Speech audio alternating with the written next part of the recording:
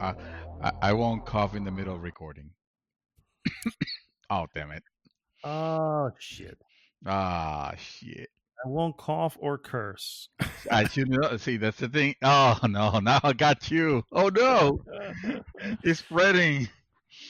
It's spreading through the lines, through the internet. It's Through an the internet internet. virus. Please don't record that. Oh, shit. We're recording now. Okay. Yeah, I started over. We were going along there with nothing happening. So I was like, let me just. Isn't that Start usually, isn't that a tempo of our podcast? It's long with nothing happening. with nothing happening. Yeah, essentially. Yeah, That's basically what she said that's our also. motto. Yeah. Ooh, thank you, babe. Babe, thank you. She actually has the goods, the legit. Hey, hey, hey, Which ones? hey, Paul's? hey. Triple soothing action halls, bro. The Oh, heavy yeah. stuff. You want to That is the fly? heavy stuff. You really want to fly? I'm telling you. That is the Oh, heavy oh, stuff. look, and they're blue. Oh, Oh that's my how God, you they're know. blue. They're blue. They're actually. Oh, that's Oh, so they've been beautiful. provided by Heisenberg. Okay, that's I'm cool. telling you, this is. That is cool. Yeah, yeah. This is the real thing. I'm gonna try them. Mm. Oh yeah. This is the stuff. Okay, I'm ready. I'm gonna be all during the podcast. No, no, no, no, no. That's horrible. Hold on. Give me 3 minutes. Can I chew this? I never. No. You need to. It has to be a slow numbing effect. Oh, well, fuck, then I might as well stop now because it's just gonna. You know what? Fuck it. Let's just do it. It's called the Mouthful Podcast, and we Exactly. have never explained what the mouth is full of. Well, now we do. Now we Now have we, a. Yeah. it's a Yeah. mouthful of cough drops because Dream Twister is not doing so hot today, but it's still podcast night because nothing stops the signal.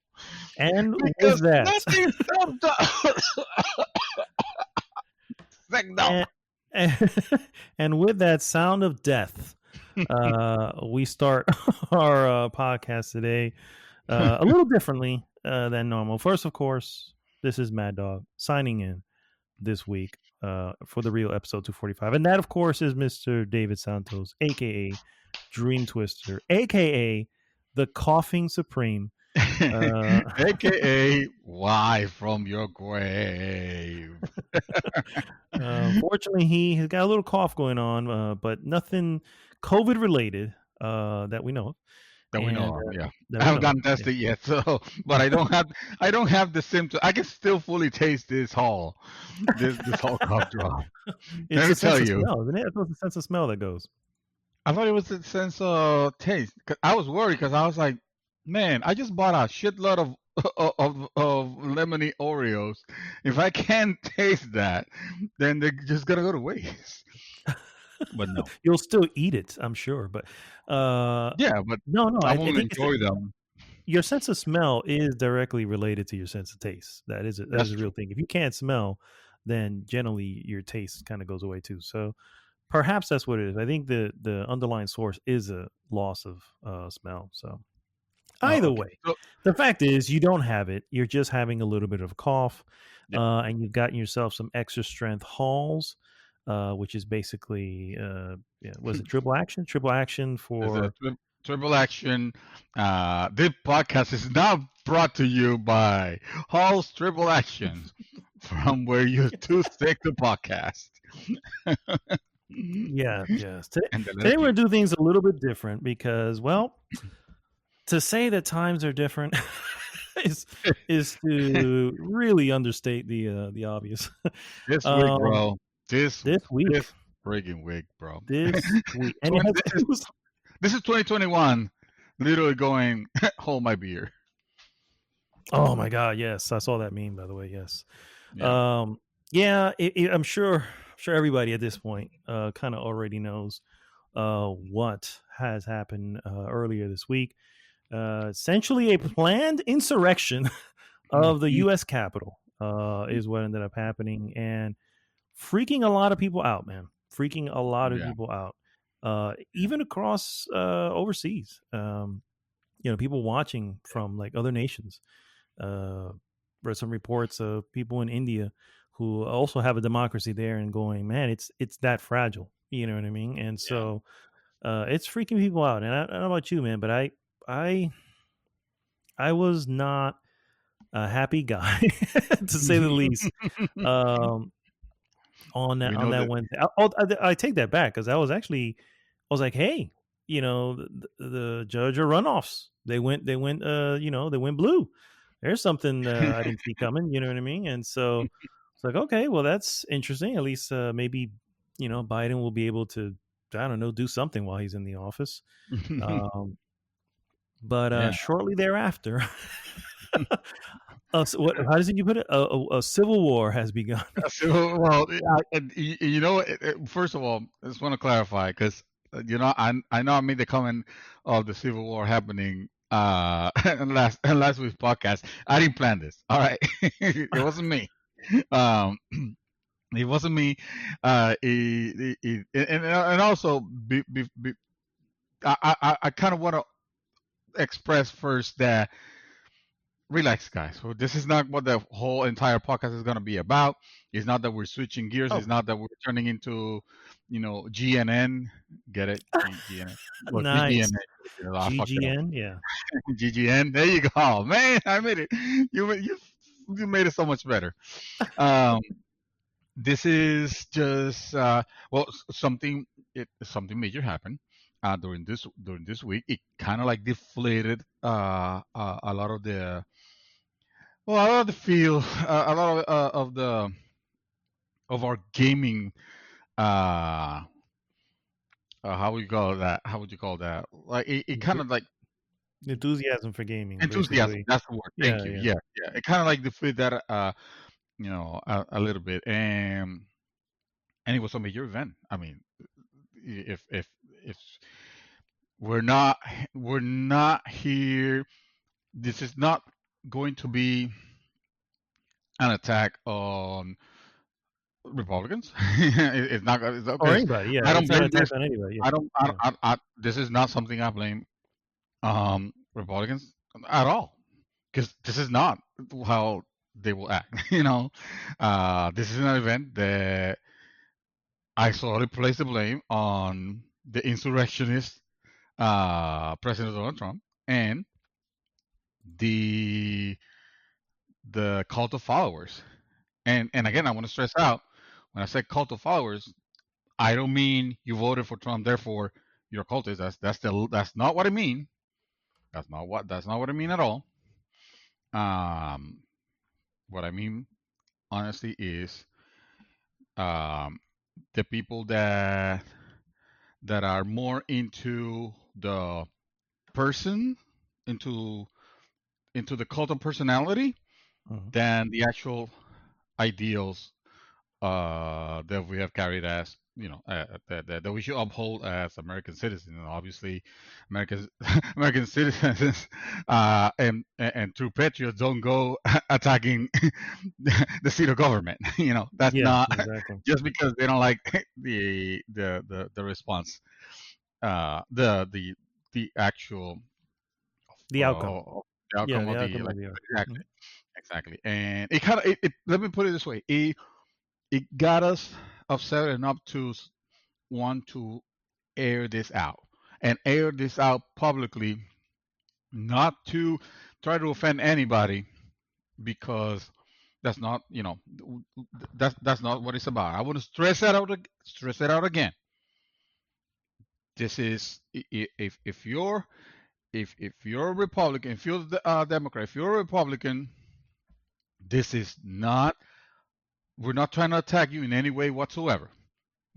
I don't care about particular teams. I'm gonna call it teams because political parties, like, to me, Faction. I Yeah, don't care yeah, about. faction. Yeah, I don't care. I care about the individual. You know, and I personally have voted Republican, in the past, and sometimes Democrat. Like I don't. I don't do the. You know me. I'm not a fanboy. I'm not a fanboy of anything. This is true. You're an It always agnostic needs to be of practical. everything. Is Yeah, it always needs to be like, okay, well, this needs to be practical in some way, and that's how I see politics. It's like, is it practical to put this person or to put this person? So, one final time, not attack on Republicans whatsoever. Um, I still believe that your party has uh, very strong ideals that I personally could say I will align with, even, um, in some aspects. In some others, like, I don't know, again, not a fanboy of either one. That said, we've come to uh, uh, publicly, um, what's the word? The Christ of the word, but condemn, Mhm. the The actions. actions, yeah, the actions Oh, that obviously. I mean, look, it doesn't matter whether you believe it or not, or anybody believes it or not. I mean, they were incited by, you know, one person. It's pretty obvious, where it it's very came obvious from. in the words and in the rhetoric from the very beginning. Yeah, yeah, yeah. And It's like a and setup that's been happening for the longest time. It's also on their website when they've been asking for donations to fight the election results, and it's just been there. It's been there the whole time, and all it took was one. As the Joker would say, all it takes is just one push, you know, yeah, yeah. and that's essentially what happened. And I want to give a shout out to some specific people here because I ended up, for the record, Wednesday, my wife and I stayed up till about 4 o'clock in the morning. And when I say my wife and I, it was Ouch. actually mostly me, Don't tell because me, because I feel pretty bad. no. Without you showing that to me, I probably would have stumbled upon it anyway. Okay. Um, so what he's referring to is that during that time he's like, hey, the Senate's back, and he sent me a video, and I started watching, and then my wife had just got that shit stood on from that point on, which had to be like what 8 o'clock, 9 o'clock at night, something like that, till Yeah, 4 o'clock in yeah. the morning. You just let it go, keep going, because the Senate had Wow. come back to finish the electoral thing. But the shout I want to give is to some of the Senate aides. So when the insurrection started, and they were at the door, they don't mention her name because they don't, for her protection here, but she's a Senate aide um, of the 19th, and she's the one who directed the other aides around her to grab the mahogany and leather boxes which held Mm. the electoral votes. And you can only imagine how serious that would be if they didn't grab it. You know what I mean? And obviously, the insurgents came in, and they came into the floor and everything. And had they left the boxes there, they probably would have thrown it around, burned it, who knows, whatever. And then you don't have the, so essentially that's how close we were to actually having an issue, because without those, we don't have the certifications anymore. And They don't have it doesn't backups. get. I They mean, don't make I copies would of. assume, I would assume being that somebody will be watching the TV. Somebody would have DVR the different news channels when they were counting votes, and they were saying we have projections that uh, Joe Biden is the state of whatever. You would yeah, think that they you would will think have that, somebody but would they have don't, they can't use that. some sort of data saved somewhere. I know. You know what I mean? In some I tell sort you, of there's something they're gonna now. yeah. They're gonna for sure. If they didn't before, they sure as hell will now. They sure as I'm hell sure will. that they do. But it's all very ceremonial, Mhm. and also very tedious. I'm gonna lie. I was just Oh yeah. as I was watching, I was just going, man, they have to do this every time. This is like This is boring what as shit. government. This is why nothing gets done. It's like they spend too much time on each. Yeah, and of course, at some point, you knew that there was going to be objection, because whenever it came to one of the states that were in question. So the Mhm. moment they were going through states left and right, and then he brought up Pennsylvania. I was like, oh boy, here we go. And then without fail, oh sir, why is it that you stand up? Mhm. With the reading of this, and he goes, I am here to object from. And I'm just like, guys, let it go, let it go. It's just so weird. It's honestly, I'm gonna lie. I was actually fascinated by a lot of what was going on. Again, a lot of Yeah. this happens, and I never watch. I mean, I'm not a C-SPAN watcher. You know what I mean? It just happens. They do their voting or whatever, and I've become more and more fascinated, and in many ways, maybe a little obsessed with with the happenings. I think I made a comment of it when I posted it, like something like the only reason I posted it is because I know another will really eat this up or something like that. I don't remember Yeah, exactly what yeah, the words. And yeah, and this right here. it really, but yeah, it really bothered me a lot of what was happening, and then of course the aftermath. With BS about having Antifa guys there, and that of course gets debunked. Um, I you mean, have a lot of I mean, you can see on TV recognizable figures of the different pro-Trump supporting groups, like YouTubers, leaders of their well, they had one. They had one. whatever. He has a tattoo on his hand, and they're going, "Oh, that's a tattoo for this and this." And then the people look at it and they go, "No, that's a tattoo for the game Dishonored." I was just like, I was dying. I was like, because they were like, "Oh, that's obviously Antifa, this and that," Yeah. and then they found out later, like, no, that he's just obviously likes the game Dishonored, that he got a tattoo Yeah. of it. Which means that So Bethesda is pro-Trump, which means Microsoft, which he's means also pro Trump. you see how it relates to gaming? There you go. Yeah, I agree. It's all connected. I mean, Let's but not anyway, forget your consoles are gonna be more expensive in the next few months because of the Trump tariffs went into effect again. So no, that's not true. Don't take that. I mean, I it is was true. gonna They say, do went into effect, and they are literally affecting the prices of a lot of computer components and video card. Video card has gone up by some of them by even over $200. So mm, it is insane. So we don't know because it's a 25% tax. tariff, So yeah, mhm. so we don't know how this is gonna be, but yeah, no, I have no words or no confirmation. Let me start saying shit that will happen next week. I uh, know, right? Don't go speaking stuff into existence now, please. Thank you. no, no, no, no, Yeah. no. We're gonna have 10,000, no, 1 million followers next week because suddenly people are gonna hear this and they're gonna be like, "What the fuck? These two dumbasses that are completely unprepared to talk about politics are talking politics on a gaming podcast." But hey, A It's is a something, content yeah, podcast. true. Yeah. This is this is the see this is the opposite of the democracy. This is this is our podcast. We are a dual. ¿Cómo se llama? The not it can be a monarchy because well yeah it is a monarchy because Monarchy, yeah. yeah it is a monarchy. This is a monarchy and we do what we want. But second is we need to air it out. We need to get it out of our systems, so that we can actually go back to To gaming. get back to, yeah, some gaming on that, but That's um right. So yeah, Dishonor, huh? but yeah.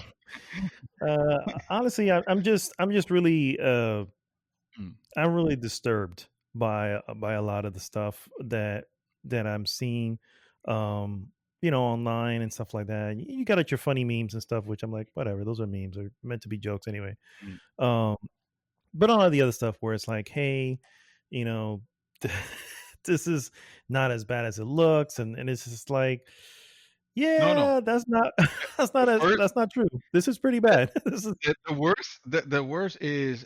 I mean, the worst is uh putting this, trying to compare, comparing this to the Black Lives Matters uh protests and riots. Mhm. Because let's face it, some of them there were some peaceful protests, yes, I would argue that a lot of it was peaceful, but I will also argue that hey, I saw on TV there was a lot of vandalism going on and whatever. You know Yeah, that the I understand that obviously I understand the tempers and I'm not trying to in any way take it out. I don't think I don't think vandalizing the property of innocent people as enraged as you could be is justified, you know. agree, agree. So that's why if I were to, so there's a lot of people saying like, well, there's definitely some hypocrites here that are getting disturbed by the image of the show, but they didn't say anything. They were completely supportive of Black Lives Matters and what was happening. And, I and I'm was like, supportive of Black Lives Matters, but not the yeah, rioting. absolutely, Yeah, you know what but I not mean. the So yeah, rioting. Exactly. exactly, It's absolutely. it's the bad. It's again there is a lot of Republican movements that are respectful, and are civilized, and then you have the Trump rallies with the name callings and the disrespecting everybody and the the all those uncivilized. I was gonna say other things, but I don't want to sound like like I'm too judgy or anything like that. But you have those events, and we're not we're we're just not like I'm not gonna say I'm not gonna be pro any of the riots committed by any of the thing No, of the for groups. sure, for sure.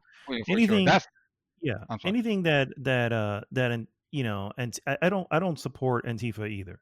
I understand where they're coming from. I understand what they're trying to do, but you don't, you don't fight, You don't fight fire something. with You fire. don't correct. The You don't fire fight with fire with fire. fire. You're So yeah, the eye for an eye is what leaves all of us blind. yeah, At the end of it exactly, all. You know what I mean? exactly, yeah. It's So the yeah, problem is. Uh, when the BLM riots were happening, yeah, I was just like, this is they have to you have to stop this. You're not making this any better. yeah, you're Literally the not words making that came out of your my mouth. cause You know look what I mean? better. Yeah, Exactly. exactly. So, Yeah. and it's important to note that the writing that was done was, uh, you know, wasn't the entire movement. You know what I mean? No. It was skirmishes that were Just like happening in just like the Trump supporter wasn't the entire correct. Yeah, the ones movement who were running into yeah. the Capitol were not all Trump supporters. You had many who were out in the lawn and did not even know what was Mm, happening. They were just hearing it from a distance and saying mm, and didn't even know. And then when they found out, they didn't suddenly join in. They stood back. You know what I mean? mm, It was just that front group who basically and you know what? You can say what you want, but it's on the images. The officers really yeah. didn't look like they were trying to do anything. You know what I mean? At some points, it looks like they were just come on in. You know what I mean? I'm like, what the hell? I don't know if you saw the one with the guy taking a selfie with one of the Yeah. Capitol Police, and it's like, yeah, I'm sorry to say, but there is a little bit of a double standard. You know what I mean here, and it's just Yeah. I was just say I'm, it's just absolutely it's frustrating, it's infuriating. It really makes uh doing anything, you know what I'm saying? Like I said, I mean, Wednesday night is my Friday night. And I spent my Friday night making just watch. sure every freaking electoral vote was counted. I was like, nothing else is gonna I know, happen tonight. I I know, need to because make I sure this is done. honestly felt the same responsibility somehow, even though like I'm here at home, like Yeah, I my wife is completely. like, "Honey, come to bed already." I'm like doing what's left of the dishes or the kitchen's like looking for stuff to do just so I can keep hearing, uh, just so I can Yeah, keep. yeah. But the comparisons with the process, I get it. The you see the because somebody already released the chart, right? Because it bears the need of comparison, right? So they put the chart and they put, oh, this was the people that were killed on the BLM margin, and this was the people that were killed on the Capitol attack or whatever you want to call it. Um, and and yes, again, neither of us are cheering any of the violence because the Both violence were is wrong. the In anti-American essence, thing. yeah. In Yeah, essence, both were wrong. yeah, But exactly. We have to, but but we one, have to you keep have to in mind. classify them correctly. One were riots and looters, Mhm. and then the other was an insurgents, and that's hands down. That's what that was. I Yeah, guarantee you, if those electoral votes were still left on the floor when they got there, uh, we wouldn't have a certification of Biden. It wouldn't have happened. They don't have the information. They can't certify if they don't have the documents. And who knows how long it would have taken to get them, and what could have happened it, after it, that. You know what I it, mean? it it It's could a be more blood. I mean, there was already blood uh, spoiled in the capital, just like there was blood spilled in the in the BLM the riot the riots, Mhm. um, which is entirely bad. The disposition that I want to make clear is and this is in no way to justify the riots, just so you understand their points of view. One of them has been caused by years and years of racial profiling and marginalization, which does exist. And people might say, well, there's a lot of black people in prestigious uh, uh, prestigious professions and social stratas and whatever. And it's like, yeah, that's not false, but you can't deny that most of them. I will argue that it has been maybe double or more as hard as it would have been if you would have just been a white person, and that's a fact. That it's you see it every day. Now, if you want to turn a blind eye, that's on you. That's willful blindness. We can't do anything about that. You choose what you this want to consume, basically. If your sources of news are the propaganda news outlets, and that's the news that you want to believe as the legitimate piece of news, then there's there's not much that we can that anybody else can do. And hey, that's your prerogative, whatever. Mhm. Just as long as you're not hurting another individual, you can do whatever fuck you want. Now, that was a problem over here. We had the fucking literal president, the leader of the free country, inciting a inciting sparking what you An what's the insurgency. word, an insurgency, an insurgency, and causing a lot of damage to try to suppress the voice of the people. You know, and this is supposed to be patriotic, mind you. See, this is how dictators think. They always think that their way is the only way. They don't take it. No, you got the majority of Americans. You guys don't know. This is this is the way. And then you have your normal Republicans that are like, well, I don't align in any way with the way that the Democrats, the ideals of the Democrats and so like that, and the rhetoric. So I stick I stick loyal to my party. And then you have the inner crowd, those people that honestly don't care about America. America is not their agenda. What they care about is their fucking self interest. It's the people that don't like the idea. The racists, basically. The people that are for some reason psyched out about the fact that, and psyched out by the not the fact, but the illusion that the Democrats are going to take their guns. That's another belief. And the people that just idolize, have put this person that idolizes him because this person has put himself as, I'm not going to take shit from anybody, and people are like, yes, that's the type of person that we need, except that he always end up acting cowardly at the end. Look at him right now, super cagao. De que and now that he knows what he has caused and he has seen, after pondering. Hang on, I'm gonna let you talk in a minute. After like super pondering, like, I am never gonna concede, and this is not, this is, we're gonna fight this to the end, this like that. Realizes what happened. Realize that he's in deep shit now. Realize that a lot of his appointed personnel and supporters are leaving him. They're resigning, and some of them are not afraid that he doesn't end up appointing someone even worse, you know. Uh, and now what does he do? He reads a video. He reads a freaking script that was written for him, Yeah, on a which that teleprompter is in front that of a has to be camera, that has trying to to be like say the that he's gonna do a peaceful transition. And no, dude, it's too late for all of that. You're already fucked up.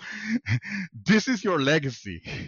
This is the Trump legacy, and again, fuck, man. It's like, it cannot be said enough. This is not a fucking attack on Republicans.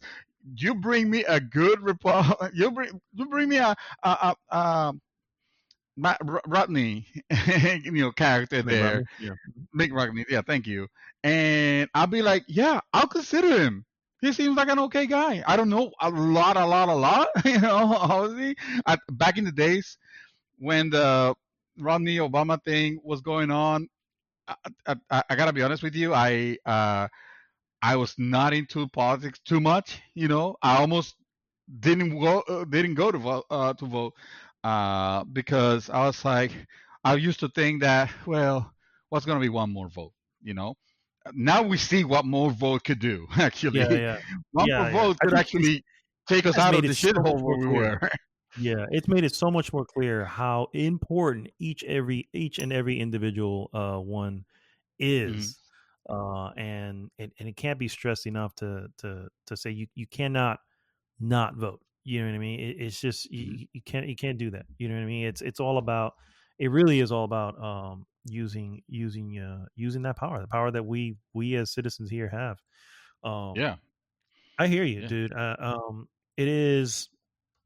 It is just, it's just insane to me sometimes, the level. It's like I don't think a lot of people understand that the problem isn't the Republican Party. It's this one person who's It's just who's it's just one who's person, riled up and the this people that small have group of, decided to eat up his yeah, his yeah, his belief. yeah. And the The thing ones is, they that are don't realize. still idolizing him. You got his fucking Rudy Giuliani, fucking Ted Cruz. That No, no, Ted uh, Cruz turned on him again. Ted oh, he Cruz turned turned on him. again? Yeah, today, No, yeah. I swear. today?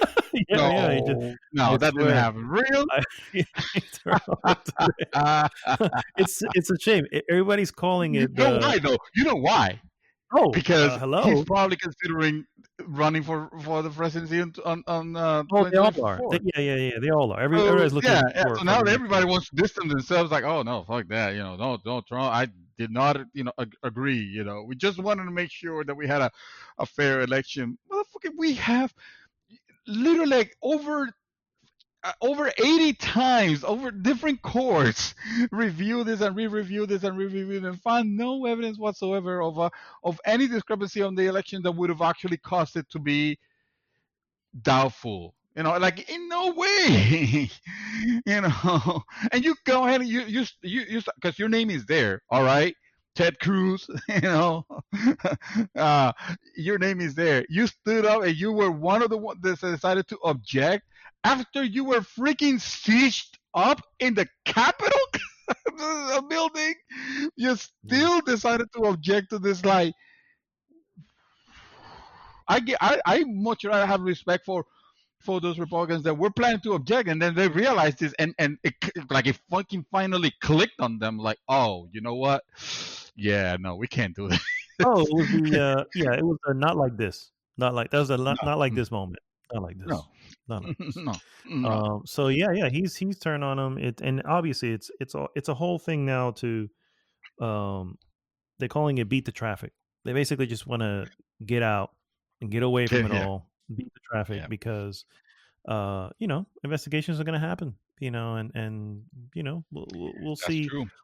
see more information as things pop up because it's just a sad, an extremely sad moment in our history, and I one of the think. guys was mentioning how the last time the Capitol was stormed was the War of 1812, and it's like, wow, you really think about that, the War of 1812, and it was And I, done by insurrectionists who were, you know, who wanted the monarchy back, essentially, and so yeah, and it's very similar to here. It's like, no, we just want this one guy. That's all we need. mhm. Who fix all the problems, and I it's mean, look at. um it's embarrassing. It's absolutely embarrassing, dude. It puts a uh like a downer on my on my plans to travel. It's like I don't even think I want. I'm just embarrassed to have an American passport. It's like, it, uh, yeah, just it, stamp it so we can go, that's the please. Thank part. you. That's the part where, like I wasn't honestly, even through all of this, I was trying to keep my mouth shut. It's like I'm not gonna, I'm not gonna say anything. I'm not gonna post anything, uh, because I don't want to inflame all already. And we have people that that are close to us and members of the group and all that, and we don't want to like create a a political chasm because that would be like a ridiculous way of losing a friendship over a political Sure. belief. Like, No, come for on, give me sure. a Yeah. fucking break. But then I read the news on the Associated Press, um, and it talks about how leaders of the world reacted to this moment, and and some of them in great sadness. It's like, wow, it's definitely a dark page on what used to be considered one of the shining examples of democracy. Uh, and then you see like our enemies taunting us,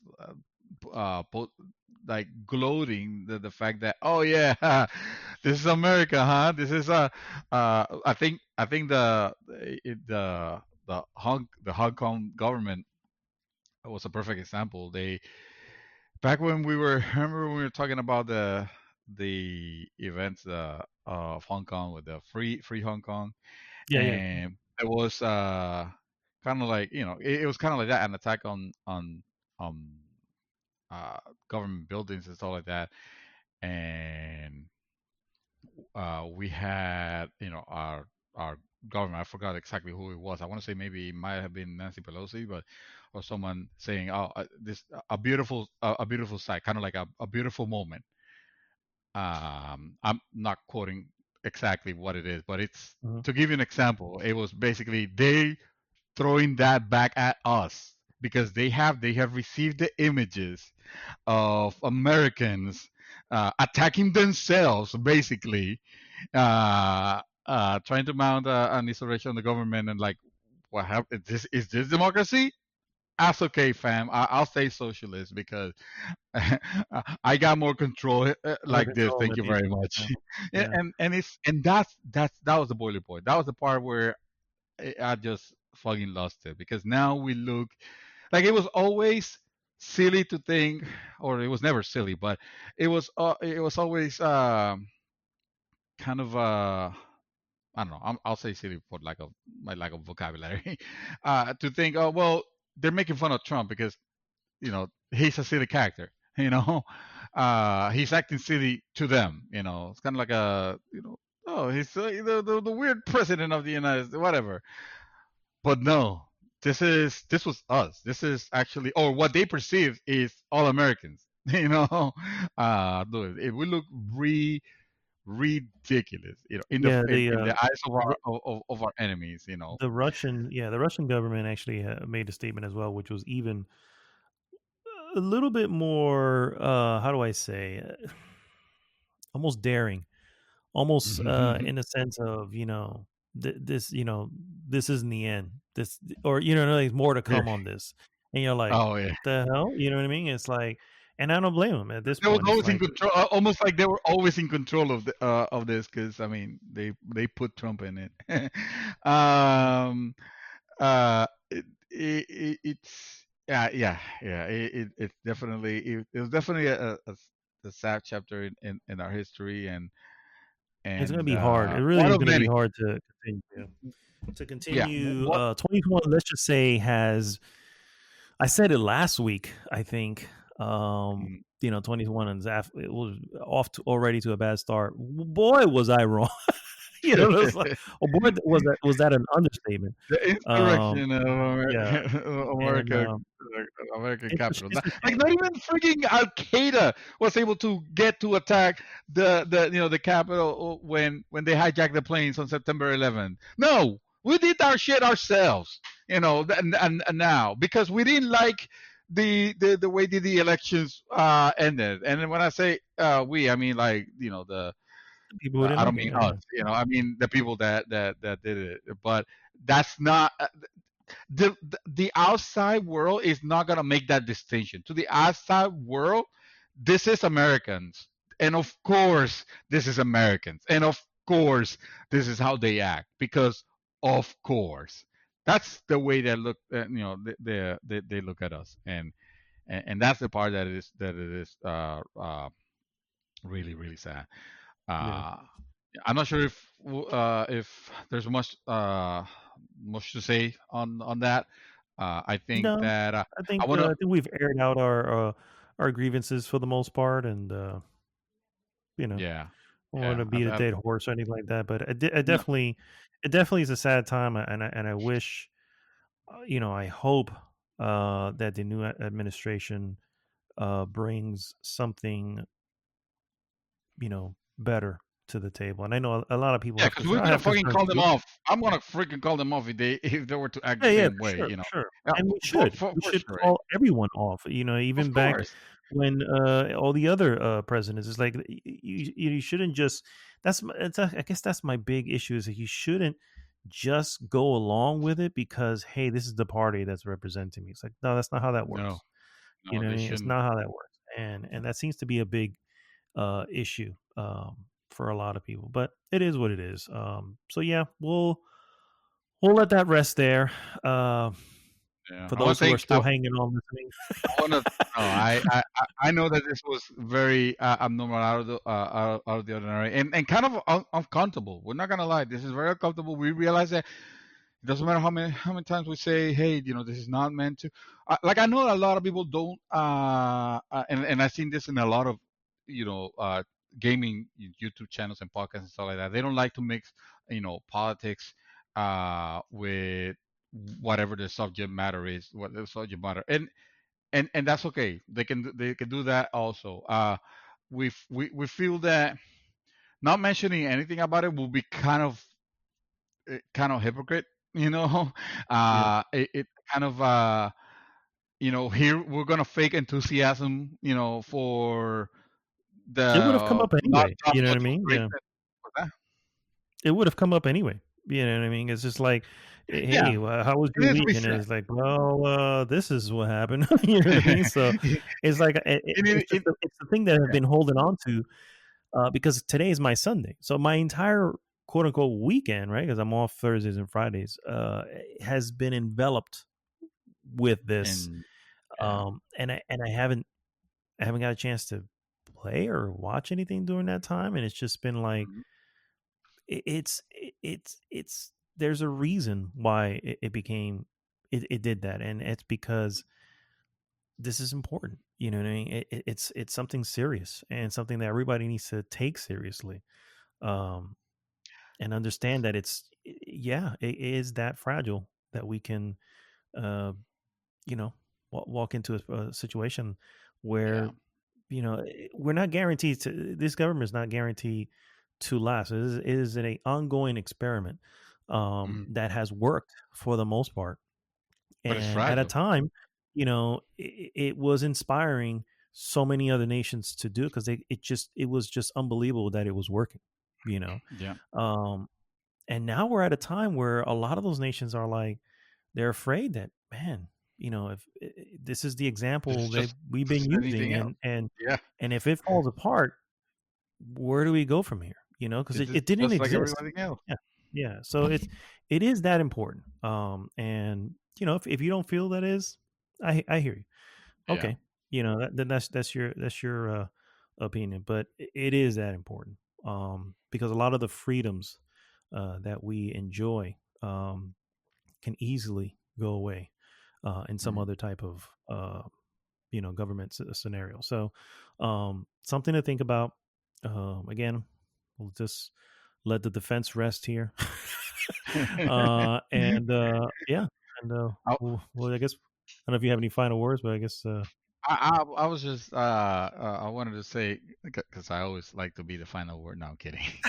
I I just I just want to thank everybody that has listened to us have this little bit of rant. I know that we use gaming as a escapism a lot, and we wish that we could just listen to this podcast and not think about the what transpired. But like there's some events that honestly it's not healthy to just like completely escape. I try, man. I kept my mouth shut as much as I could, but it was just eating me up, and sometimes it needed to be expressed. And and lastly, just be careful of who you pick, who you choose your idols to be. If it's it's there's you can have admiration for the way someone works, for the things that they do, for for the benefit that they have brought.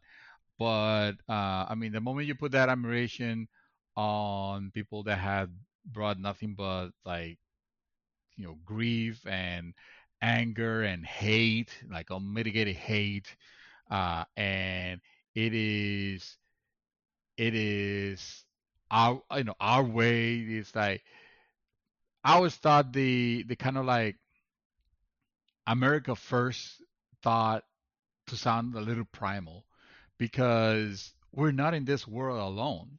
yeah, we're not. It unfortunately, and there's a lot of things that we don't produce either, and yes, America is absolutely a great country, and this we will persevere this and we'll surpass this just like we have surpassed a lot of the a lot of the nastiness that we've had in our history, uh, but it's it's not you can't think of America first and just think, well, white America. It can't be just about that. It really has to be everybody and recognize that yes, right now there are marginalized groups that whether you like to believe it or not, it doesn't. It's the reality, and they they deserve representation. They deserve equal rights, and they deserve to equal it, the justice should apply equally to them.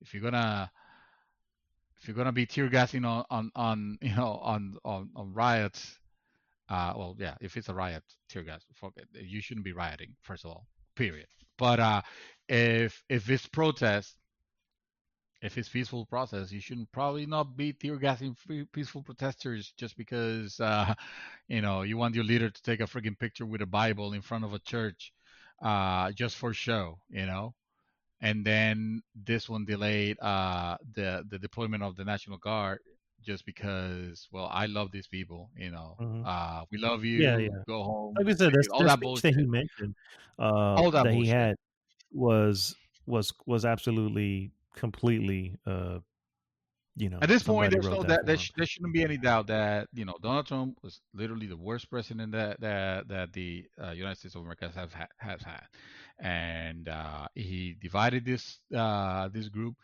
He basically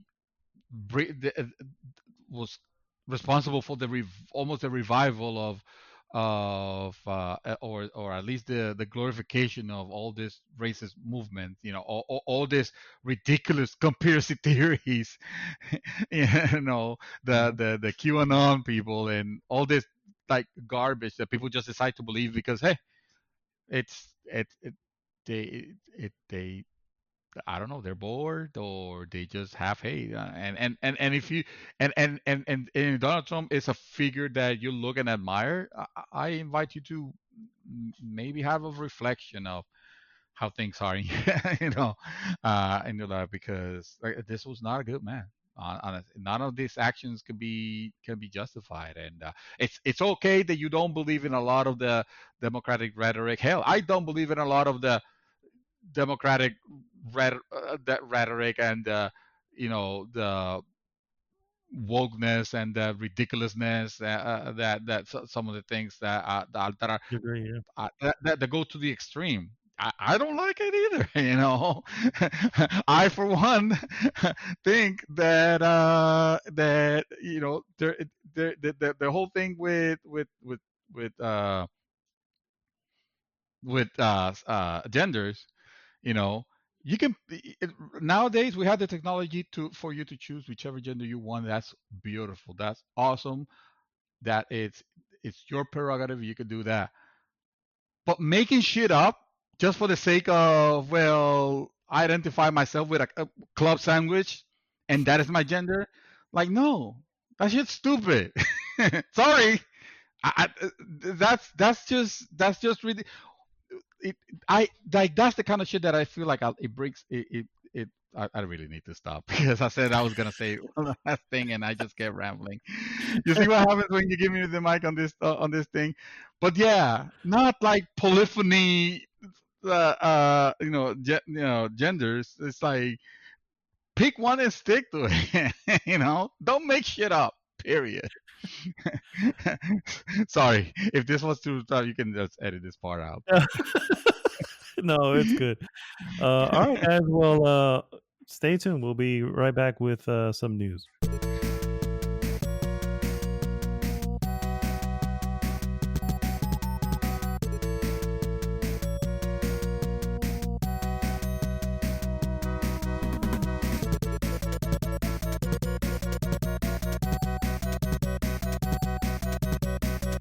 And we're back, guys. And it is time for the useless news that you can use. No trailer of the And week. we're huh? gonna the what? No trailer of the week, huh? No, there was a trailer I was looking at, but and I watched it. and I was like, it's not, It's a dead. it's not a yeah. Well, it was a Netflix film, but yeah, Oh, but it didn't but matter. It that's was like, booming. So that's yeah, major. So that should be happening. I think it's Marie and something. I know it stars Zendaya, and I was like, all right, let me take a look at it, and it looks all right, but it's not. It's not trailer of the week worthy. So yeah, so Oh, that's why I okay. left it. Our almost trailer of the week. Our almost Some movie with Zendaya. 10 out of some 10. movie was the sir, it's 5 out of 5. Come on now, we got Oh, our own stuff here. damn it. I still haven't got used to it. All right, let's go ahead and start with the first piece, and if it would open up for me, I'll be very happy. I got it if you're not ready. No, it was just acting silly. Microsoft is Fine. asking if people want PlayStation 5 DualSense features on their Xbox Series S controllers. No. You read that wrong. See, the actual question was Microsoft was asking if they want Xbox fans, if Xbox fans wants them to buy Sony and DualSense. That was the actual question. Just read it wrong. Yeah, you're probably right. That probably was it was inferred is what it was, but it wasn't exactly didn't happen. Yeah. Um, the company also wants to know if its new consoles are next gen enough. Software and games giant Microsoft is probing if its users want to have some of the features the Sony DualSense PlayStation 5 controller uh, has in its Xbox Series X and S gamepads. This is reported by Tech Radar. The company is asking people who recently bought a Series X, Series S for their thoughts, including whether the hardware feels next gen enough. This is kind of anyway. Furthermore, Microsoft asked users, yeah, yeah, it's just it's like This is Microsoft asking, "Hey, do you guys want the Xbox Series XX or, or, or XX or X Plus or X Pro?" That's what basically is happening. It's like, yeah, basically. is this next gen enough for you guys, or do you guys need us to build it like a super mega computer now? I mean, You it's know? the most powerful console. That's what was promised, and technically on Yeah, paper, that's what it is. it So on paper it is. yeah, Yeah, absolutely, no doubt. but apparently it's not next gen enough, guys, or at least Xbox isn't sure you think that. No, they're wondering. It's like, no, Xbox. It turns out what we want are the games. We appreciate the fact that you have Yeah, acquired, a lot of like. It's time to see them. Show me the games. Show show me us the the money, guys. games. Show us the money. You've Yeah, yeah, spent the money. Show us the money. DualSense, yeah. as you know, has received a lot of praise for the changes it's made, including new and improved haptic feedback and the introduction of adaptive triggers, which change resistance depending on what's happening in the game. Dude, it is. It is truly next gen. That controller, I have to give it super props. The dual sense. I don't care about the name that much, but it I agree. is actually a you feel the difference when you're playing your PlayStation 5 games. PlayStation 4 games, it does a really good job. Like it's not really changing the way those games will feel, unless those games are somehow enhanced in some way. But I don't think any of them are. For Rumble, I mean. Yeah. I don't Yeah. think they have any plans for it, but hey, you No, never know. no. Yeah, yeah, yeah. Well, let's keep talking about controllers because Xbox controllers apparently they still use AA batteries due to an ongoing deal with Duracell. Oh, actually, that's not true. But that was the headline at the beginning of this week, and I found that it was hilarious, because it kind of like it almost explained everything. It turns out it wasn't true, so I'm here to mention it and to immediately dispel it. To And immediately debunk it. yeah, Yeah. Eurogamer's the headline is no. Microsoft is enforced to use batteries in Xbox controllers because of a deal with Duracell. Uh, you may have read reports suggest that Microsoft is forced to use AA batteries on Xbox controllers due to a long-standing agreement with Duracell. Your gamer understands this is not accurate. The true story that was sparked by Duracell UK marketing manager Luke Anderson, who said the following in an interview with uh, Gifini or Gifini's blog. Uh, Stealth Optional. That's the name of the blog, I guess. Whatever. The quote is: "There's always been this partnership with Duracell and Xbox. It is a constant agreement that Duracell and Microsoft have in place. Uh, the deal is for OEMs to supply the battery products for Xbox controller and also the controller's battery. So that deal basically is going to go on for a while. It's been going on for a while, and I think it needs to go for a while more, basically." Mm. End quote. Uh, it is true that Xbox does use Duracell batteries in its controllers, but after their statements, they're gonna switch to Energizer now. No, sorry, that's not what it says here. It is true that Xbox does use Duracell batteries in its controllers, and that the two brands have appeared together in Duracell's marketing materials. But reports today suggested Microsoft's hand was being forced into requiring its controllers use batteries instead of the built-in rechargeable packs, simply because of a partnership. And this is not the case. In a Digital Foundry interview last year with Microsoft veteran Jason Ronald, uh, partner director of program management at Xbox, the company discussed its decision to once again use AA batteries in its Xbox Series X and S controller, while its competitors use rechargeable batteries as standard. And the quote here is what's come down to it is when actually talking to gamers, it's kind of polarizing, and there is a strong camp that really wants double A's, Ronald said. So giving the flexibility is the way to please both sets of people. You can use a rechargeable battery pack, and it works just like it does on the Elite, but it's a separate thing. End quote. So I mean, that sounds like bullshit to me. Yeah. This is me speaking, by the way. That Yeah, sounds that's like not the bullshit. article. Yeah, not the article. Because I haven't heard of a.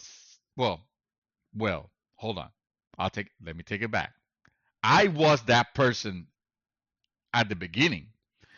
But the reason why I was that person was not because of my preference of having to constantly buy AA batteries or having to spend more money on a $60 controller to buy the rechargeable Majigger to the rechargeable battery pack Hmm. to be able to use it, and the quote unquote flexibility. I touted the flexibility, but it was more in the sense that, hey, with a AA battery, I can play for hours and hours on the Xbox gamepads. For some reason, on the Dual Shocks, I can only play for like 4 hours, and I have to tether myself to the PlayStation, constantly, which is annoying. And if I were to pick between that, I'll go for the battery, because the batteries I can have for months. Uh, I mean, in my case, months. Maybe if I was playing more and more every day, it might not be that long, but it is still a significantly longer amount of time without having to recharge. So what I was doing was, every now and then, Amazon will have a pack of like 40 AA batteries, like at $11 or something like that. Sometimes cheaper, and I'll just place an order for them. And those will be my replacement that will last me for a long time. But that said, things have changed now. They sure have, yeah. The dual sense, I mean, it's not eternal. It's definitely it definitely runs its battery, especially considering that by default that microphone is active. So if you want to save battery on the controller, you want to make it a habit of muting the controller when you're not using it for online play. It's kind of dumb Yeah, because that's ridiculous too. I, I remember I that. kind of, yeah, I wish that it was the opposite, that it was something that you have to turn on if you want it. But anyway, at least a toggle or something. Yeah. But anyway, yeah, that for last generation, I completely agree. I stick to the fact that I prefer using double A's just because I didn't want to be dealing with tethering myself to the PlayStation all the time. But now that I've seen, like this was a time to get divorced of that. Hmm. This was a time to, okay, you should be able to, like, battery technology has come a long way where you can actually have a decent enough battery on this thing that will not make your controller be more, any more expensive, and give you enough power. And Sony did it. You know, I'm not asking for so much. I just didn't want it to be 4 hours only or less in some cases. Like sometimes it felt like the batteries were dying too quickly on those things. Yeah, I have the launch PlayStation 4 one, and I had to get another one. Actually, I had two, Hmm. and um, I ended up getting a new one because I was realizing this thing is, as it gets older, Yes, it's yeah, losing yeah. power It's faster. an issue of those batteries. Those batteries are gonna last. And yes, if you wanna give me the argument, I would absolutely 100,000% accept that argument. The fact that, well, at least I can replace my battery, my rechargeable battery. Yes, I need to spend extra a little bit, maybe $30 on a rechargeable battery, but I can replace it the moment it starts going down. On the Sony side, the moment the controller starts going down, I need to replace the entire controller, Control. and Yep. I'll give you that. I'll wholeheartedly give you that. Yeah. So yeah. All right. Sir, we're gonna pause real quick. I'll leave the Okay. recording, and I'll come back with a news item. I gotta help with my mother-in-law real Yeah, quick. One yeah, thing, yeah. Paul. I'm sorry. I'm gonna No, leave no. the recording. I'll be right back. Okay. And I got the 15, next piece. 20. 15, 20. Well, shit, I want to get an Oreo then.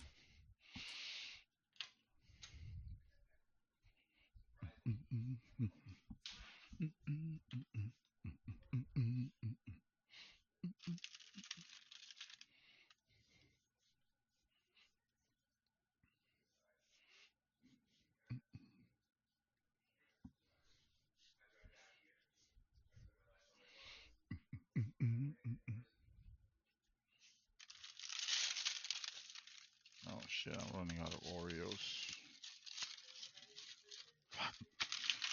I want to grab them if I'm running out.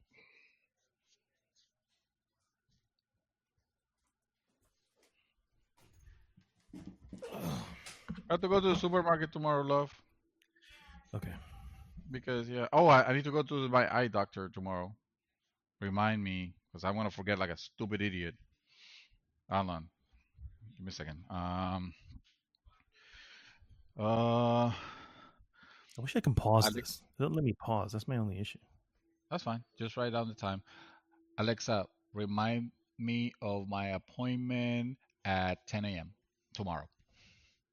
Okay, I'll remind you tomorrow at 10 a.m. Awesome. Okay. Because I am going to forget. I am going to forget. I'm going to forget.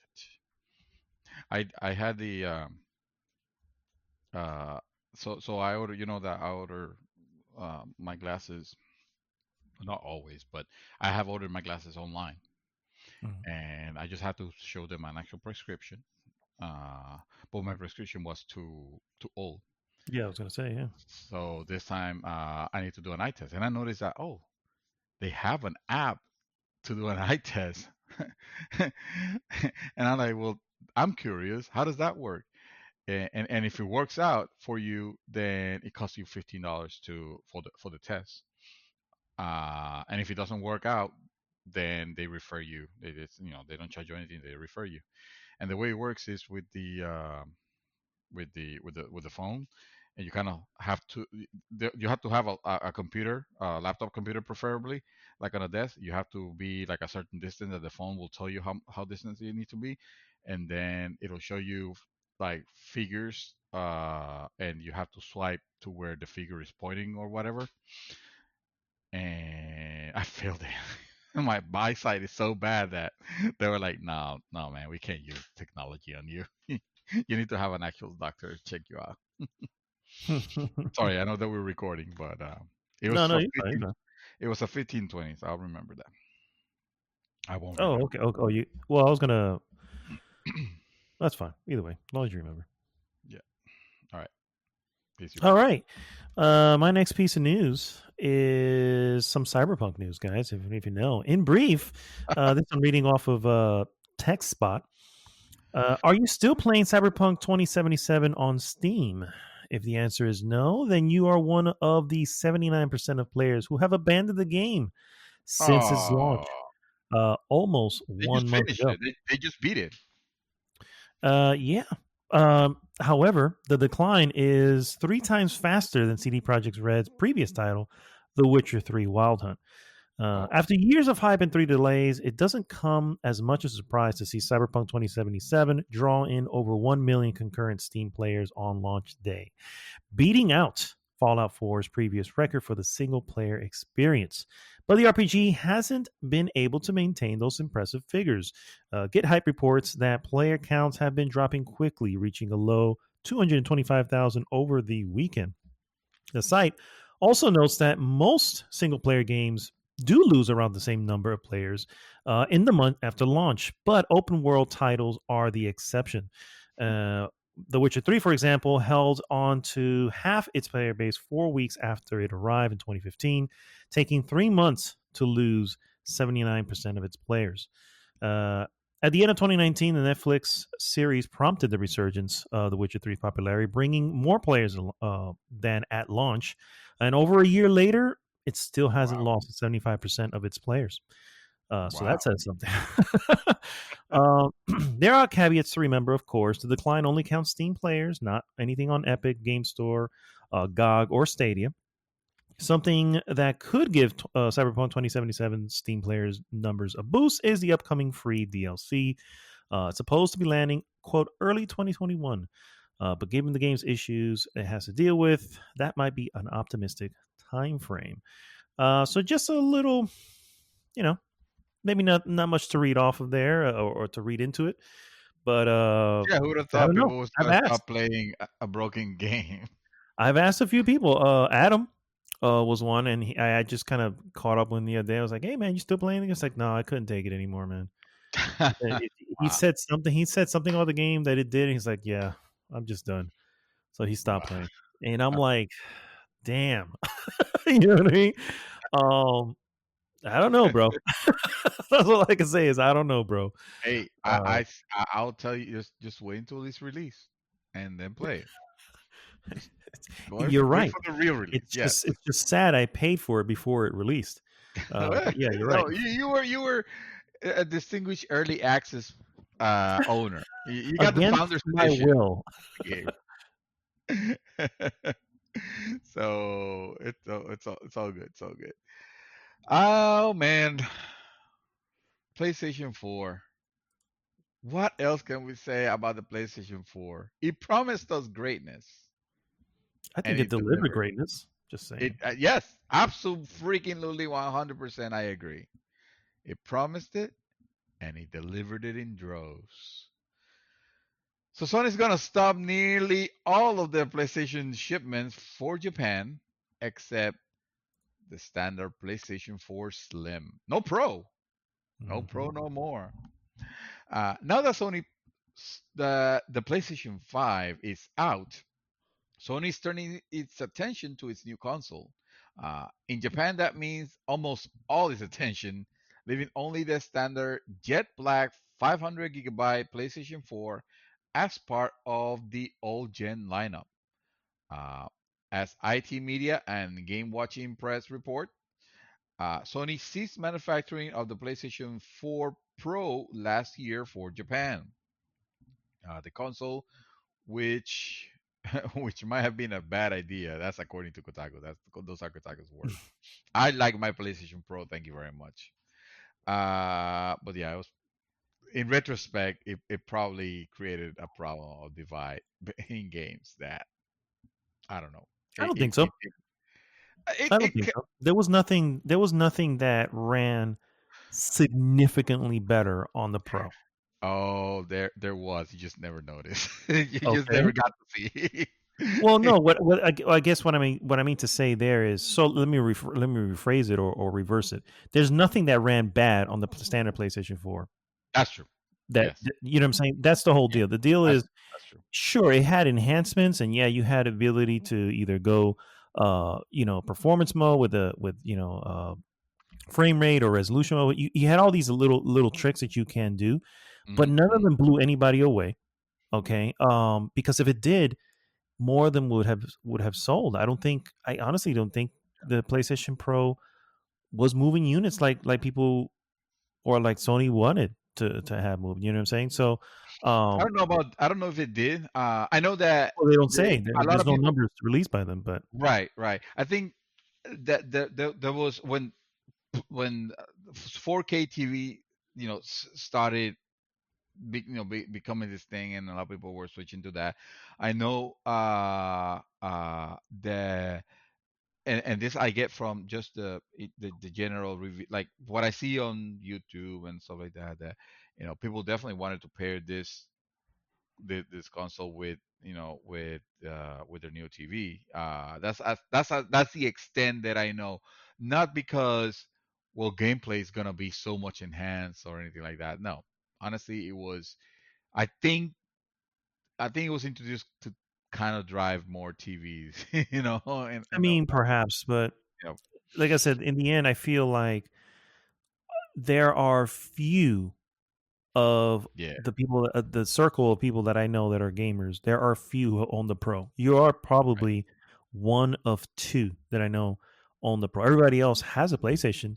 They never moved from their original PlayStation. They just stuck with the same PlayStation 4. yeah. I had to So, sell I had to trade in my Xbox One, uh, and my PlayStation regular to get the Pro. But because I was in love with the idea of the Pro. I was like, yes, I have a PlayStation 4 that let me play games so much better, and it turns out it wasn't so much better. There was improvement definitely, but yeah, but it's the more nothing. Yeah, nothing. yeah, it It's wasn't nothing it was monumental. next gen. Yeah. I'll tell you one thing now though. The PlayStation 5 is the absolute best PlayStation 4 console that I have ever owned, bar none. Mm. It is the best PlayStation 4 console because it runs those games as I've always imagined those games should have run. And I've been playing a few of them, uh, and I honestly think a lot of this is the one that's gonna make me you know uh catch up with my backlog. Not catch up completely, but if there are games that I have missed, that I have yet to play, they're still shrink wrap. There's probably gonna be the ones that I'm gonna dust off and play Hmm. because there's not much PS5, Okay. honestly. Uh, let's see. It also recently revealed that Sony stopped shipping the following PlayStation 4 consoles for Japan as of late April of 2000. Oh well, actually, You guys are not gonna care about the actual model numbers. Basically, the PlayStation 4 Jet Black, the 1 terabyte, the Glacier White 1 terabyte, the Pro, like we mentioned, uh, 2 terabytes also gone. 2 terabytes. Was there a Pro with 2 terabytes?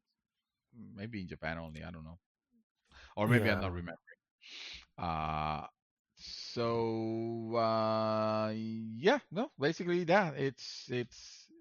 Hey, it was a very good run. And PlayStation 4 will be definitely be remembered as the console that delivered the greatness that it said it was Well, I gonna mean, do. I feel like they're one of the reasons that they're doing this, which is something to consider, is they're just focusing on PlayStation 5 now. But they It's have, just yeah. like, yeah, The it's like demand it's is all there, hands on so deck. Yeah, yeah, all hands on deck for the PlayStation 5. We need to get more of those consoles made, so we need to stop making these. You know what I yeah. mean? And just let it be. But yeah, but that's most Let it likely what it is. be. Absolutely, yeah. So, my next piece actually sort of piggybacks off of your particular one here, and that's a couple of months ago, Sony and Microsoft released their new PlayStation 5 and Xbox Series X/S systems. While the Sony console performed well around the world, in Japan it attracted attention because it sold so few units. Although these low sales are attributed to a poor distribution, the truth is that the figures are so alarming that it is even accused Sony to not taking the Japanese market with enough importance, for Mm, which it could later regret. After publishing a report that generated some controversy, a researcher, Hideki Yasuda of the ACE Research Institute, has just published a new report for GameIndustry.biz, in which he bases why he expressed that Sony is relegating the Japanese market. Uh, Oh, excuse me. That basis why he expressed that Sony it was really. Oh, they that's a mistype here. Among some points Terrible. were yeah, among some points were the launch of the PlayStation 4, which happened later in Japan, the censorship of games with content oriented to Japanese public, the lack of narration in Japanese of the reveal event of the PlayStation 5, little inventory for PlayStation 5 in Japan uh, until the button changed to confirm and cancel. So if you guys remember that Japan is switching over from the O being the confirm and X being the cancel. We have it over here that's the other way around. Yeah. Um, Now they're uh, adapting. yeah, They're yeah, exactly. Some Japanese not happy users about have that. taken this as a clear sign that Sony is relegating the Japanese market by giving priority to the American a centralization that they aimed after it was announced that the headquarters would move to United States. As a What? whole, yeah, as a whole, the This is above, happening for real? yeah, this is all true, dude. Sony's moving That their already happened. Yeah, yeah, yeah. wait, it Sony's already happened? main headquarters, yeah, main headquarters is in America now. Sony of Oh, that it Sony. would move. I'm sorry. It is, yeah. It announced that it would move headquarters, that the headquarters would move to the United States. As a whole, the That's above made several users feel as a region in the region even feel hopeless about Sony's presence in the Eastern country. So it's something interesting. I don't know. I don't know if that means anything. I don't know if I don't know if they're burning bridges. I don't think that's the case. But I mean, if you just take everything he just mentioned and just look at those points, it's clear that their focus, and that used to be the other way around. yeah, PlayStation yeah, 1 absolutely. and PlayStation 2 came out to Japan first before it went anywhere else. And Damn, this last one, I don't know how I feel about that. it's an I interesting mean, topic there. yeah, I've always liked the differentiation of, well, Microsoft is an American company, and you could even if in its design choice and interface and design language and all that, and the games that predominantly come out of the console, you can see that Western that integrated Western culture of it, and I've always liked that. The Sony console, again, in its design language and interface and all that, it was always like a window into the Eastern market and that Mhm. Eastern uh, culture philosophy, if you want to call it.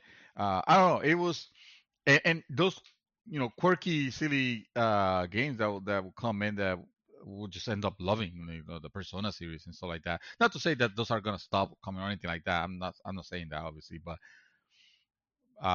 shifting the entire company towards a most westernized market.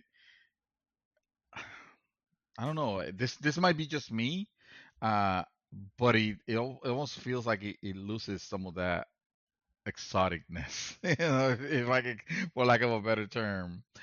Uh, it's I don't know. I don't know how I feel about that. Anyway, just know that things are not super great. We're coming out. No, yeah, there could be financial reasons why they choose to go that route. Also, better It's possible, distribution is better but distribution, more you can definitely centralized. say that. I can definitely understand a a Japanese person feeling like this company isn't even trying with us anymore. You know Oh, what I mean? It's just absolutely. like, Yeah, it feels yeah, like an abandonment. Yeah, yeah, basically. And right now, if you really think about it, that what dominates Japan is Nintendo. It's Nintendo's everywhere in Japan, and yeah, for Nintendo, Japan is first. yeah. So yeah, it's interesting. And I just kind of wanted to piggyback off the article is actually fairly long. I didn't want to go much further into it, but I'll go Mhm. ahead and share it with the group. Yeah, And that is interesting. I mean, look at Nintendo. Nintendo has has kept that whimsy. mhm. I don't know. Maybe I mean, being American, you kind of like know what to expect, and I don't know. I'm not sure if that's a super good idea, but maybe it is for financial reasons. And there's a lot of American companies that right now are like super mega companies. You know, Yeah. Apple, Tesla, Facebook. Anyway, my last piece, guys, it is just near and dear to me because I'm the only one that knows about this game. That's not true. There's a lot of people that like this game on the group. Uh, and that game, of course, is Nier Automata. And it turns out that there was a secret that nobody had captured, and it was just found this week. Nier Automata's final secret has been found, and it lets you skip the whole game. Well, great. That's awesome. It kind of reminded me. What was that? What was that game? I want to talk about it because it's kind of hilarious. Yeah, it was an epic store game where it's a Metroidvania. It's an older game, but it came out fairly recent as a uh,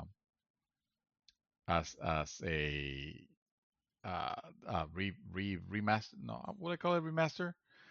I'm telling you right now because I have it here in my library. That game is forget it. I can't find it. Anyway, what was Is it funny? the one with Nathan Drake as a or the guy who plays the guy Yeah, who the voices guy that Nathan Drake? Is that? yeah, Shadow Complex. Yeah, Thank you yeah. I very know what much. you're talking Shadow Complex. So Yeah, so in Shadow yeah. Complex, it has so the whole it is a good game. It is a Metroidvania if you like I own Metroidvania. it too. Yeah, yeah. So you and your girlfriend are on this like just hanging out in some area, and then by accident you discover this like underground fortress, and then because this underground fortress is found, and your girlfriend falls and whatever, and just she just basically falls into the evil people's hands, and they kind of like take her away and kidnap her. And you can obviously your thing in the game is not just rescuing her but discovering what's going on in that place, but you can also choose to just like ignore her. And you can turn back all the way to the beginning where you go back to your jeep, and there's a cutscene for it and everything where he just turns the ignition on, he drives off, he's like, well, there's other fish in the sea. And he just drives off, and I'm like, oh man, that's kind of messed up, but that's great. And then credits roll, actual credits roll, like that's the end. uh so the game has so Nier Automata has something fairly similar, although not quite that elaborate and cool. A new secret cheat code has been found in Nier Automata that lets players skip the entire game only after beating the first boss. At least you get to play up all the way to the first boss. So the tutorial area, I guess. This new discovery has also been confirmed to be the final secret that the game's developer teased a few years ago. Released back in 2017, Nier Automata is a game with a dozen different endings and a lot of secrets. The only way to truly beat the game is to replay it multiple times, getting different endings and stories along the way. However, someone discovered a secret cheat code that lets you skip all that and jump right to the end of the game after beating the first boss. Mind you, the next part here is heavy spoilers. I'm honestly talking about the end. So, spoilers for Nier Automata. You have been warned. In Nier Automata, once you have unlocked ending E, you play through a tough arcade shooter sequence where you are tasked with destroying the credits of the very game, like the literal credit rolls as they roll up. Uh, Once you beat this, You can sacrifice your save data to help other players beat this ending. This isn't a joke either. Once you agree to give up your data, you will lose all your progress. To reach this point, it takes some time though, and you'll have to beat the game multiple times. That is where the new cheat code comes in handy, as it lets you skip all and instead lets you sacrifice your save data right after beating the save boss in Nier Automata. And then there was the guy that discovered it. His name is Lance McDonald. Uh, he posted he did a tweet about it, showing this is not a it was not a glitch. It's an the actual proof that it was a cheat code. And according to McDonald, it took him hundreds of hours of reverse engineering the game code and engine to find its final cheat code. And shortly after sharing this discovery, the game director Yoko Taro seemed to have confirmed that indeed that was the final secret. Nice. The only thing that he posted on his tweet was 3 years and 10 months. Took y'all that long to find that shit. That's all. That's how long it took. Yeah, yeah. Japanese Near Twitter account also confirmed this was indeed the final secret. Uh, it said it seems like the last secret has been discovered.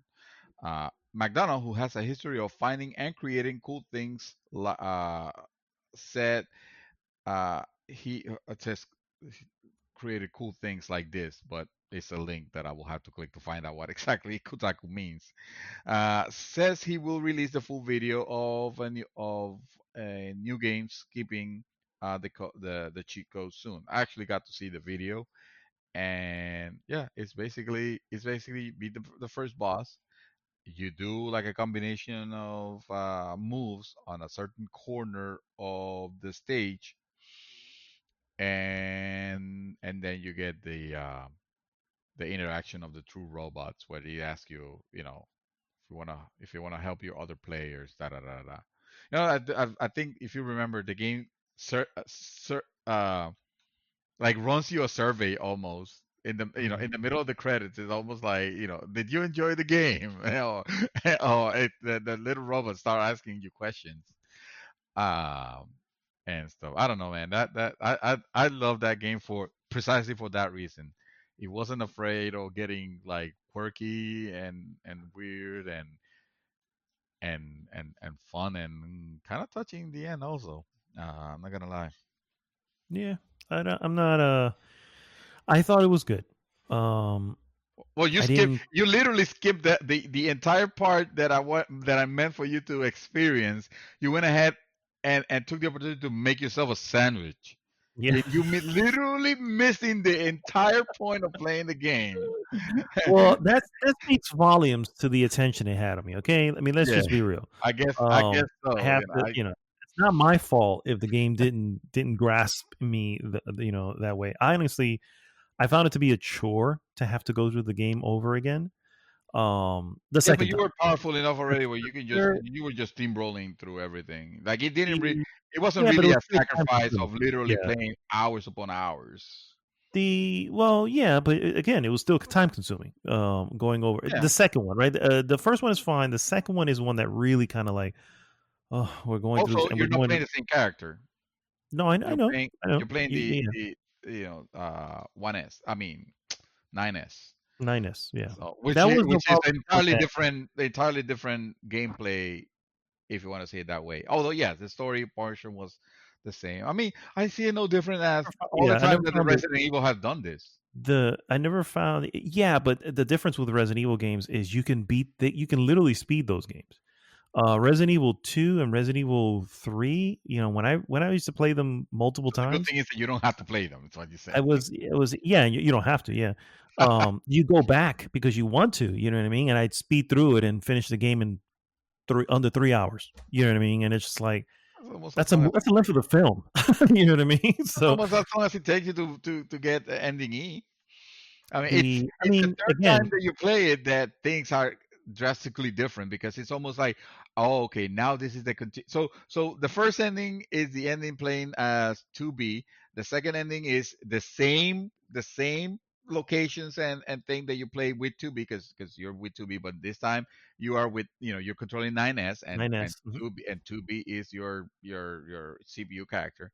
And then the third time, that's when the game kind of like it picks up from the endings of the first two times. It's like when the game extends, and it Yeah. really fucking At that extends. point, I was at that point. Again, it wasn't retreading, so I was like, "Oh, okay," but it Yeah, never grasped me. The world never grasped me.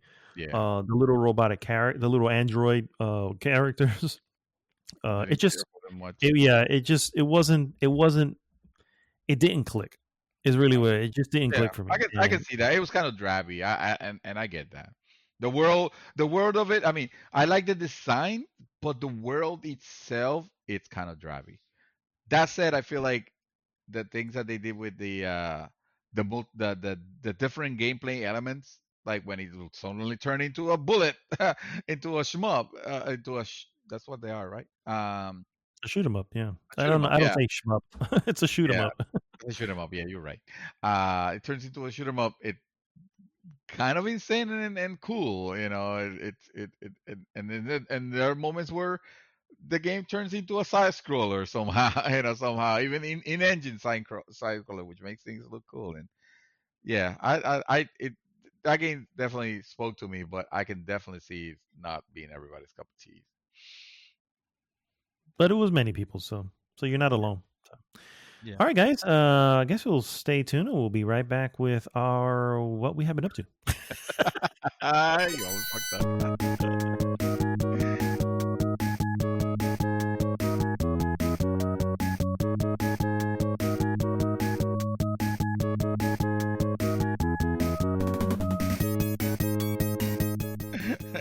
Somehow that sounds exactly the same, but okay. I know. Yeah. We'll call it different. We're back, guys, and it is now time for what we have been up to. Wait, what? Mister, I know. Weird times that we're in, guys. Weird time. We are definitely in the end times. Oh my god. Dogs and cats living together. No, Dogs and cats living together. Mass mass hysteria. hysteria. God, I love that movie. We need this new one to see what they do with it. Yeah, for real. Mr. Santos, Yes, sir. what, sir? Outside of being glued to the TV, wondering if we'll still be a republic after this. Other than that, what you been up to, sir? Well, sir, I have actually have not abandoned gaming entirely. That's right, guys. We're bringing it back to gaming, like we promised. See what we did there? So, unfortunately, I haven't been playing it a lot, but I did play. I have been actually. I haven't been playing a lot of games, different games. I have been mostly playing one in particular, which I started. First off, should preface by saying I finished Spider-Man: Mike Morales. Yay! And did I mention that last week or was it this week? I don't even remember anymore. Yeah, you mentioned it last week. Oh, it was last week. Oh, Yeah. then because I finished that, I must have mentioned already that I started playing uh, Ghost of Tsushima. Yes, you did. Okay, so I'm still playing Ghost of Tsushima. I have broader impressions now because I believe before I just had played it for a few hours before the podcast. Now I can tell you how I truly feel about this piece of shit. No, no, that game is not a piece of shit. This game is all sorts of awesome. I'm going to tell you my early impressions and how they progress because early impressions were very positive. You know, you start this game and you're immediately dropping in the action, um, and it sets the stage for what you're going to do. Uh, I still don't know, and you don't have to tell me because I'd rather find out myself. But I still don't know if what I'm about to do is the entire game or just Act One because the game right now is I'm still in what's considered Act One. Mhm. So I'll be pleasantly surprised if this ends up being like an epic journey. And so far, I have no reason to believe that it is not, because I kind of remember also how long it took you to beat it.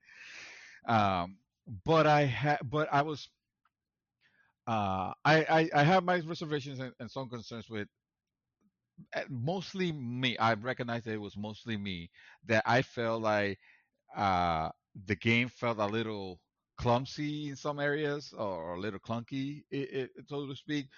Hmm. Not performance wise, because performance wise, the game's fucking running flawless. I'm running it on a PS5, so of course, it's running a full 60, the entire time. It's maybe the times that it drops to 30 is because this it's pre-rendered cutscenes, so it's you can't do anything about that. But when you're in gameplay, it is full 60, and it feels amazing. And however, I was feeling like some of the things my characters were doing, they like it kind of irked me a little bit, because I'm like, I want to be this badass samurai, but yet I'm getting hit constantly, and I'm not dodging, or I'm super rolling completely out of the way to where now I can't reach with my strikes, and like it wasn't like a super great feeling, but at the same time I recognize that it's, oh, but I'm getting used to it. It's just I need to get a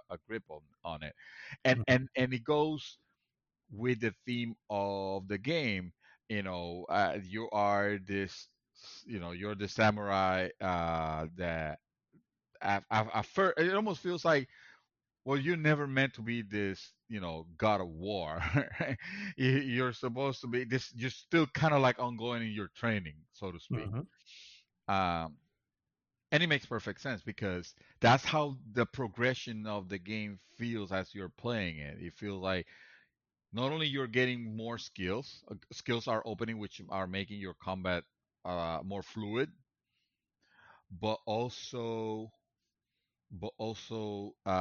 the you're getting used to the button configurations, and how far you, let's say for example, if you roll, like how far is it gonna be, like, and when to use it, when you don't need to use it. you Hmm. know uh I went ahead and put, and if there's a, I believe you mentioned this when you were playing your playthrough, but I'll repeat the sentiment, which is, you want I'm not a fan of parrying in games. I don't have a problem with the game, with the gameplay element in itself. It's Hmm. just my reaction time is starting to fail a little bit. I'm getting older. I'm 45, so it is starting to wane a bit, to the point where it's just not super fun to have to be like precise, perfect timing, all those things.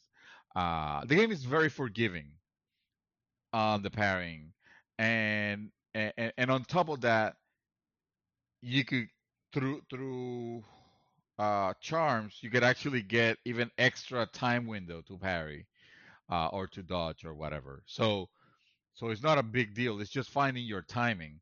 And Hmm. I found myself actually finding my timing properly, and I spent all the first skills, like I prioritize pairing above almost anything else. I filled out that section of the skill tree. Why? Because I found that I found myself I found that it was more fun to play that way. Not super offensive, not necessarily where my attacks will just shred them, but more in the sense of playing defensively and relaxing, like a true samurai will be. You're in control of your emotions. And it's almost like a Jedi kind of situation, when it's not chaos. You are striking when the moment is right, but you're waiting for that moment. So in the meantime, you just calm. It's not a button masher, and I love Yeah, for sure. Yeah, yeah, yeah. It definitely, you get button mashing will mess you up. Yes, You know what I mean? big time. You In this gotta game, be, yeah, it's not yeah. gonna work. I mean, it's not Dark Souls either. Let's be real. No, no, no, no, no. It's not. It's but definitely not. Yeah. but it doesn't look. It's not elegant, and you're gonna get killed a bunch of times. And in this way, I will honestly suggest you prioritize the parrying route, because I feel like you'll have more fun playing this game this way, and to the point where I, I, at first I was used to, like, in most of those type of games, you want to attack one enemy at a time. If the other one makes makes an attack, then you'll switch focus. The problem is that in most often, most of those games were still stuck to the Batman Arkham Asylum method of fighting, Of combat, yeah. which is fine. I like it, but it has been kind of overused enough already to where it's wearing its welcome already. And what I mean by that is the one where Spider-Man does this also, obviously, where you're fighting, and if another enemy is gonna attack you, as long as you press the button at the right time, you can block it, and you can counter that other enemy attack, and now you're focusing on that other enemy, and and that's fine, because I do like that. It makes combat feel very fluid, but it gives it almost a sense of automation that I'm starting to feel like I'm less in control. Because all I have to do is just make sure that my timing is right. Or at least that's what I'm discovering now that I'm playing this game. In this game, there's no auto log in one enemy, Hmm. or unless I'm wrong, No, and you get that no, stuff. no. There's no Oh, auto lock. Yeah, okay. So at first I found that annoying. I was not happy with that. I was not happy as with did that. I. Yeah, as did That's I. one of the things. Yeah, that was one of the things that at first, when I started playing the game, that was kind of my annoyances. It's like, why does combat feel so clumsy? Why am I not attacking the enemy I want to attack, and in essence what I'm doing is I'm just swinging out into the air like a moron, and it looks bad.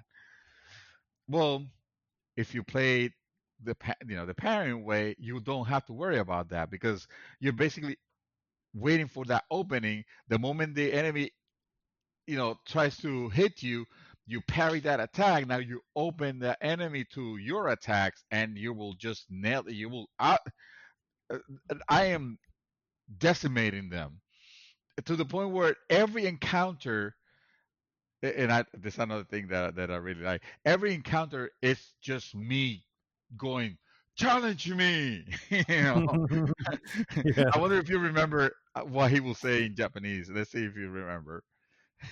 No, I don't. Yeah, yeah. I was hoping that you did, Oh, because because it it's was very something like repetitive. that's all I heard. I'm like, That's all you okay, heard. and obviously we had the subtitles, but So that was you it. That so was just like, man. But so yeah, it is a cool. It is a when you get to that point, uh it raises the stakes a little bit. So you're comfortable with. It's good that you're comfortable with it now, so you kind of get the uh hang of it. But as you progress, it's gonna still elevate things.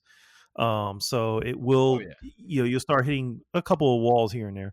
Okay, Um, good. Because right now I feel like I'm decimating everybody that I'm challenging. It doesn't matter if they're the big guys with the big ass shields and the unblockable attacks, because all I got to do is just break their guards, and I own them suddenly. And if surprisingly enough, I'm not worrying about it being easy. Especially, it's refreshing to hear now that they get tougher. But I the wasn't scenarios feeling get like, tougher, yeah. Mhm. yeah, because I don't I don't it doesn't bother me. It feels so good to destroy your enemies To dominate them, with yeah. an elegance, with a level of elegance, when you're playing, and not only when you do the challenge me or face me, which is it's basically it becomes a standoff. It's almost like a sword duel, Hmm. and then sometimes they can kind of fake like they're gonna attack you, and if you release your attack, you open yourself to their attack. Yeah. But I have gotten it to where I know you if you look at the frames, you can sort of see like, okay, this is actually a real attack, because if I wait another millisecond, he's gonna hit me. So, and the good thing is that all you do is just you leave the triangle button pressed. The moment you release it, he attacks. It's right. Yeah. And now I have it to where he attacks on that duel, and then someone else comes to an attack. I'm still frozen in my position, and when the second person is about to attack me, I swing again and I hit the other person, and suddenly that's two less enemies that I have to like really really combat because I have already killed them in that standoff, Mhm. which is awesome. And I understand, and I see already that there's another one that opens that it's like a third enemy you can hit, and it's really cool. All of that is it's really cool. The I'm also finding that I no longer have to focus on just attacking one enemy at a time. Now I can get into the into the the roughness of it, almost Spider-Man and Batman Arkham Asylum style, where I won't have that prompt in my head of careful, you're about to get hit, but I can see their attacks as usually most of them, their attacks, they will have like a glint, like it's blue, it's a blue glint, if it's a blockable attack or a parryable attack, and it's red if you just need to get the hell out of the way because there's no way to block it or parry it. Mhm. Uh, but you see that, like let's say I'm in the middle of attacking an enemy, and the other one's about to hit me behind, and I can immediately turn and handle the other person very fluidly, Yeah, and that's feels great. something that I think the lock on would hinder. And I Yes. think that was Sucker Punch's thought process behind that is to say, okay, with most games, you engage, one or two, you can lock on and try to switch between who you need to lock on, but you have to switch. And now, Yeah. and I realize like really when with the lock on system that sometimes that lock on is it hinders you, because you're locked onto Yeah. this one here. It doesn't automatically transfer to the next one. You either have to move it. Here, they just took that out and said, that's okay. You're going to be able to handle this. You Mhm. just have to figure out and get used to it. And the game essentially, in essence, bro, it reminds me of Batman Begins when Ra's al Ghul tells him, so you've learned to take on six people. We're going to teach you how to engage 600. You know what I mean? And it's just like, oh, Yeah. and that's exactly what the game does without saying that. Yep. And you're going to be eventually be able to engage a camp of dozens of people. You know what I mean? And And kick it ass doesn't come and feel easily at badass. first. Yeah.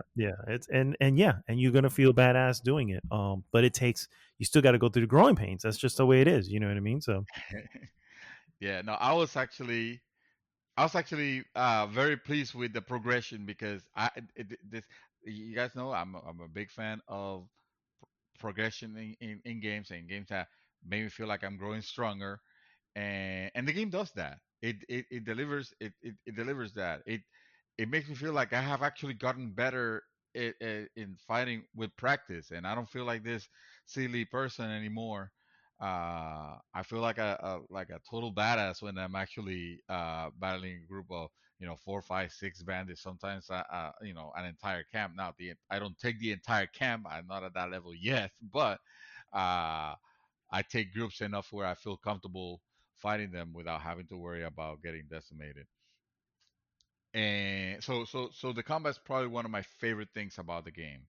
Uh, I love the world. I love the scenery of it, where with the leaves falling, falling down in certain locations, red oh, leaf, dude, yellow leaves, some of those, yeah, the some of those sakura locales trees. are They're so amazing. beautiful. They look amazing at the right time of the day. Mhm. There's some other times where I said it last week that the lighting is kind of off or weird, or it looks stagey, like it no longer looks natural, and it's like those are I the have, points where you really need. I need you to use the photo mode oh, and don't worry. capture. Capture this one because I'm going. I don't recall at any point, where I don't recall at any point where it didn't look. I mean, sometimes it just looked regular, but I don't know at any point that it just looked I think I mean I've been saying stagey this or anything like that. since the reveal The trailer. reveal. Even Yeah, on the yeah, I reveal remember. trailer, I tell you, ooh, yeah, no, I love that premise, but I don't know those. At first, I was just calling them graphics because wasn't expressing myself better. I didn't mean like the graphics are bad because they're not, dude. The No, I fucking know. graphics. It's the lighting. It's It's not. something up with the lighting. Yeah, I got you. Yeah, it's. I won't say these are the best graphics that I've seen on PlayStation either. Just really, they're really good. They're really good. They're not. They're not Red Dead or Last of Us, level. They're just, hey, this works. But yeah, I'm gonna take a picture, send it to you to see what I mean. You probably seen it. Just it doesn't bother you. And I don't think that me sending you a picture will make a difference. You will probably at least understand when I Where? Yeah, mean yeah. that it looks like that. And yeah, it might not affect everybody. I don't know if it's the effects of HDR also, but you were playing this game on HDR also, so you I would was. you Yeah. would know. Yeah, yeah. And HDR is meant to give you a wider range color, so it shouldn't be making lighting worse. If anything, it should be making it better. Uh, Yeah. but yeah, no, those are, I mean, that's our nitpick. Another nitpick that I found is that I love when I thrust towards an enemy and it just impales them. Hmm. But I hate the fact that more often than not, it doesn't seem like it's actually connecting with the body when I impale them, and it looks like the sword is just like struck him upside on the shoulder or outside. Like it doesn't look like it connects very well, and Hmm. not it's Yeah. not always, but it's often enough where you're like, oh man, that would have looked really badass if it wasn't for the fact that my sword is nowhere near his body. Yeah, that's definitely a glitch of some sort. Yeah, At that point, it's what it, that yeah, is. it's, Yeah. it's a small glitch. It's a small glitch, Yeah. and and the other thing that I am not a fan of is uh for an open world game. This game does not do swimming great. It basically, when you're swimming and you need to go underwater, it does the thing where you act like a submarine, like it just go it lowers down, and then when you get out of water, kind of like a submarine, like your whole body goes underwater or gets uh, over the water.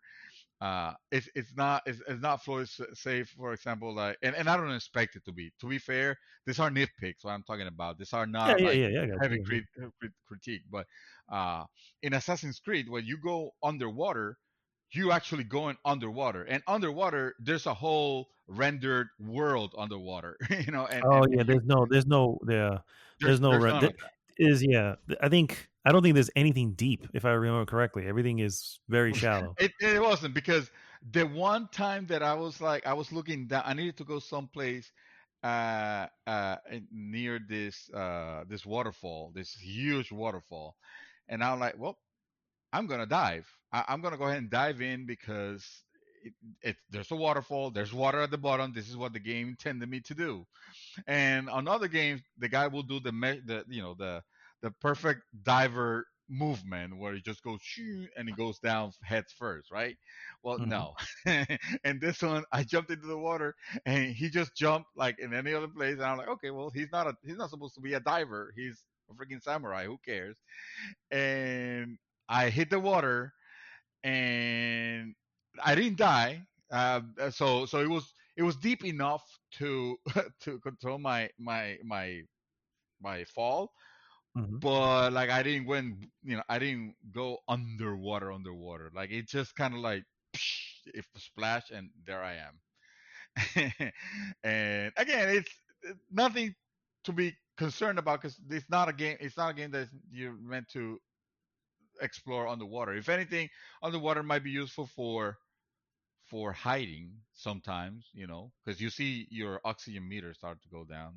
Having an oxygen meter is what made me think at what made me think at the beginning that I was gonna able to go like super underwater, but Yeah, that's no, not this type yeah, of game, and that's not the it's case. fine. It doesn't need to be. It doesn't lose absolutely anything for not having that. But the climbing in this game is fucking terrible. There's actually something. Well, I'm not sure you that, so I'll let you walk into it let me Uh, know. Actually, you'll probably let me know when it happens. So Okay, all right, I will because there's some times where I want to grab to the other side of I want to do the Uncharted, the Nathan Drake thing yeah, where hmm he's just gonna extend his his hand arm. Yeah. and yeah, with the force, he's gonna leap himself into the other ledge that you meant to catch or tree branch or whatever, and sometimes I will try it and I will not reach the tree branch, and I know that that's the only way because I mean it's giving me the steps, which is by the way the way you do climbing in this game is like it literally tells you it's almost like it gives you uh stair rungs where to put your where to grab at or put your feet rather than be like free climbing like hmm on games like again I'm comparing to Assassin's Creed not because Assassin's Creed I consider it a better game or anything it's just because it's the most recent one that I was playing before Yeah, this it's the one most recent open world. rather than just be if there's a mountain let's just climb it whatever in a very unrealistic way but at least you can grab to anything and everything no over here is you grab to very specific things and if those things are not there if those rungs are not there you're not climbing all right now it doesn't matter if it's not that steep you're not climbing but I will try to jump to the other side to grab this branch and I will not be doing anything different but sometimes I will grab the branch and sometimes I will fail to grab it, even though like I wouldn't reach it, even though Hmm I'm not really jumping any differently. So and also there's some areas where I know that I need to get on top. I don't want to go around this thing, but because again, there's not those steps are not there. I have no choice. I cannot climb the thing because I cannot climb the mountain or the hill because the game wants me to go around it, and it's fine. I mean, you get used to it. It's the game language, and Yeah, exactly, it's not a major exactly. problem. Honestly, it's not a major problem. It's just a nitpick. But I do love the extras little things that you have to do like pursuing you go getting to the fox dens and, Hmm and pursuing them like it's meant to give you something but you just don't get to the place and get it it actually makes you pursue the little fox and as he directs you towards where you need to go and sometimes there'll be like a couple of easy obstacles and then you get there and you get the whatever um I kind of love the bamboo The bamboo strike. chopping that yes Yeah. chopping the bamboos because it's almost it's almost like you have to do a sequence of button presses real quick hmm while he's making the movement and if you fail them that's how many bamboos you were able to cut if you got 3 out of 5 on the movement then you just cut 3 bamboos and that's a fail you have to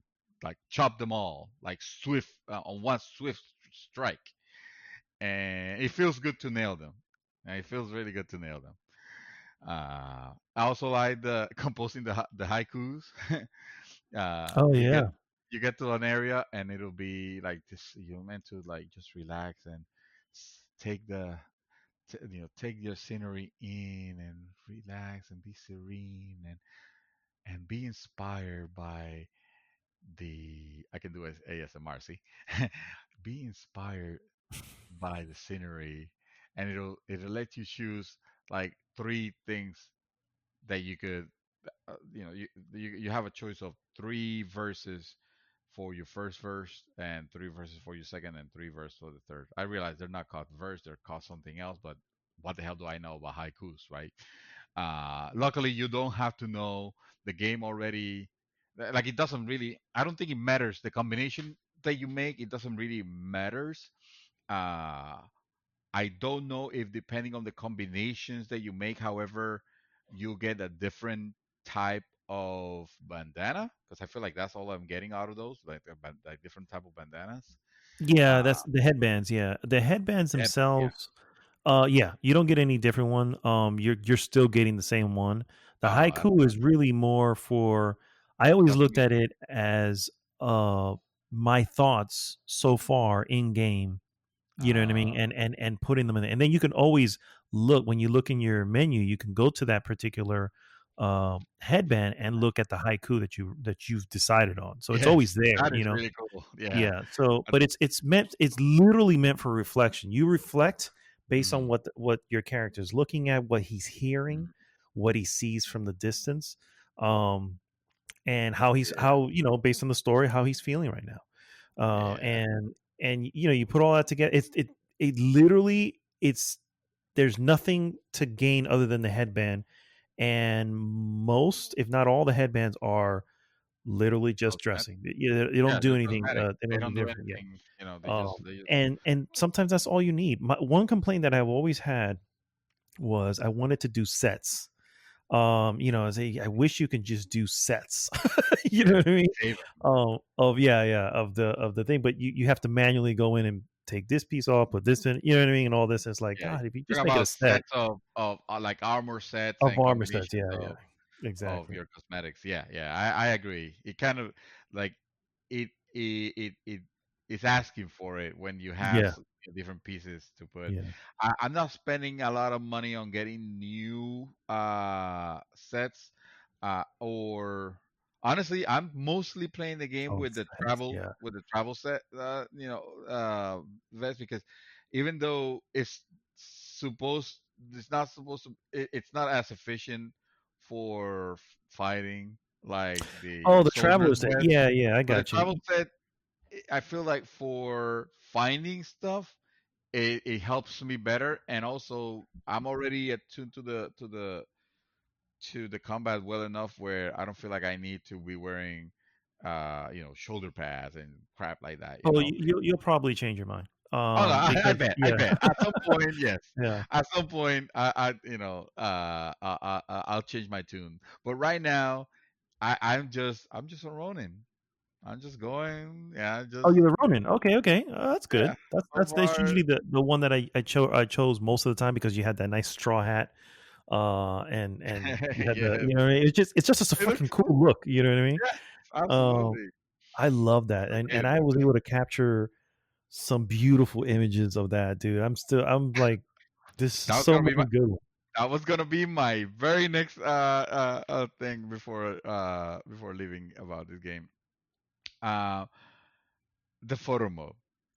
I now understand your ridiculous obsession of subjecting us to a screenshot of the game every time you played, every time getting posted and spamming the Facebook feed. I understand now, brother. I understand because I might not be putting it on Facebook because the PS5 doesn't connect to Facebook anymore. But I am sending them to you. Yeah. I'm sending it to you on the PSN Messenger, and I'm like, look what look what you have done, or so please stop me, like help, because it does give you a very good level of control over your screenshots and you're right. It's probably the best photo mode, and I don't care about those a lot mostly because most of them have been kind of clunky, and if to get into them, you really want to take screenshots. And I just want to play the game, but it doesn't fail that I find myself in an area and just looking at the scene and the time of day and everything. It's You just just like can't it's let it pass. You perfect. can't let the Yes. first thing that comes to mind is you go, man, I wish somebody can see that. Wait, and then you take a picture of it. Like, Let's here you make go. it Yeah, happen. yeah. Fuck it. And then you can put like the propaganda, how do they call it propaganda, what they call the sticker, which is basically the Ghost of Tsushima titles, Hmm. or very different stylized versions of it too. Or I feel like I'm creating some cool uh movie poster artwork. It almost feels like, Yeah, and it looks like the ones you sent me. Yeah. it's they're great. It's really fun. I almost want to make like a competition of that, and put it on the group, and then let the group decide, like, okay, which one, like the rank, rank the pictures, Ooh, nice. I like that idea, dude. I have to it is. re-download that shit now. Fuck. But yeah, I like that idea. Actually, I have it, a few that I can probably use from the past that'll I probably bet. just be Yeah, no, that yeah. you have the things that you were posting. Don't get me wrong; they were gorgeous. They were absolutely amazing. And I can see the the interest on it, because it is so cool to do that. Uh, I still, like I say, the game's divide. The game's still telling me that I'm on Act One, so I still have a long ways to go. Uh, I am going to stick with this game, uh, for until I beat it, or at least that's the plan. I'm not gonna jump back into Valhalla, because A, the developers broke Valhalla, and B, I'm having way too much fun with this one, right now. If It feels like the perfect time, to play it. Music is amazing. The music, the tone of Isn't it? it, Yeah, everything, it it is. is just it's just a very, very good feel. Someone in the group actually mentioned, very fairly, that excuse me, that the game felt a little repetitive. Uh, I will probably come back and to tell this person, I see where they're coming from. I think I reply with that. It's like, dude, I get it. I see where you're coming from. Most of this type of games, and the fact that we have been playing these games for the longest time already, it kind of lends itself to a little bit of open world game fatigue. Uh, and then I tagged you as an example. I told him, dude, I have a person that did not care for GTA 5, arguably one of the best open world games there are, and for reason. It's sometimes it either feels repetitive, or like he was complaining about the combat, not caring much about the combat, and it doesn't click. If it doesn't click, it doesn't click. And Yeah. especially those There's no games, familiar. those games require a commitment of you. They're hours and hours long, so you kind Hmm. of you kind of have to like that 30-second loop of gameplay.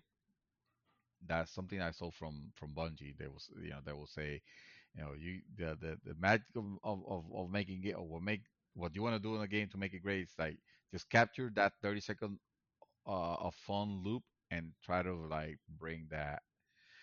But excuse me, in this game, I feel like the way that you maintain that loop fun is by constantly giving you interesting things to make you forget about the fact that, yeah, for the most part, you're doing mostly the same thing Hmm. in these games. That I mean, that's what they are. As long as you have a compelling story, uh and interesting characters along the way, I think it can, you know hide the wire, so to speak. You could actually enjoy the game, for what it is. And I think this game's it's super solid right now. I'm not ready to score it yet, because I want to play more, and I want to beat it before scoring it. But right now, it's very early in the year. It's the, f- my f- probably my favorite game that I played. Best Uh, old game of Best whole 2021. Go game ahead. of yes, it could definitely get that title easily. That's not to say that Miles Morales wasn't, fantastic. It's definitely up there in my top list of the games that I played in 2021. That's a 2020 game. So that Yeah, would be true that. that would Yeah, probably be on the on the best old game category. true that. But yeah, man, that's all I've been playing. I did watch a movie. I watched Tenet. Oh, nice. Damn, that's Yes, on my list too. Okay, talk to me. yes. What can I say about this movie? Without how, spoiling how it. can I how can I put it? I wish I could say that I understood it. No, no, no. Here's the thing. It's an entertaining movie. I don't think it's Christopher Nolan's best because Okay. I feel like you remember Inception, Mm-hmm. and that movie's fantastic. Mm-hmm. I remember watching Inception for the first time. I watched Inception. I was kind of lost, but it wasn't too difficult to grasp what was happening, or what they were, or what the actual, yeah, what the plot was, to where closer to the end, you had a fairly decent grasp of how things work, what the Mm-hmm. lore that it wanted to establish is, and and have a full resolution with like, oh, okay, this actually, I understand it. I can still benefit for a from a second rewatch. Tenet is a movie that I will have to rewatch again to be able to understand its concept, and I'm not sure I want to put myself through it again. Okay. Uh, it's not that it's bad. Yeah, yeah, yeah. It It's just it may not merit a repeat for you. the problem that I found with it is that the concept that it wants to introduce, uh, is it's it's interesting. It is an interesting concept. I'm not sure if I should say. I mean, you see the trailer, and on the trailers you see things More or less what the concept moving is. backwards. Yeah, So, they're basically from what I gathered, uh, this is an agency that uses some sort of time manipulation to either solve or prevent something. I can't. I don't. That's more or less what I got from it. right, right. The you know, and that's good because you will, by the end of the movie you'll have, or I think you will get a lot more because not only you tend to be more analytical of these things, and grasp the concept, but also like I feel like English is your first language, so you'll understand the the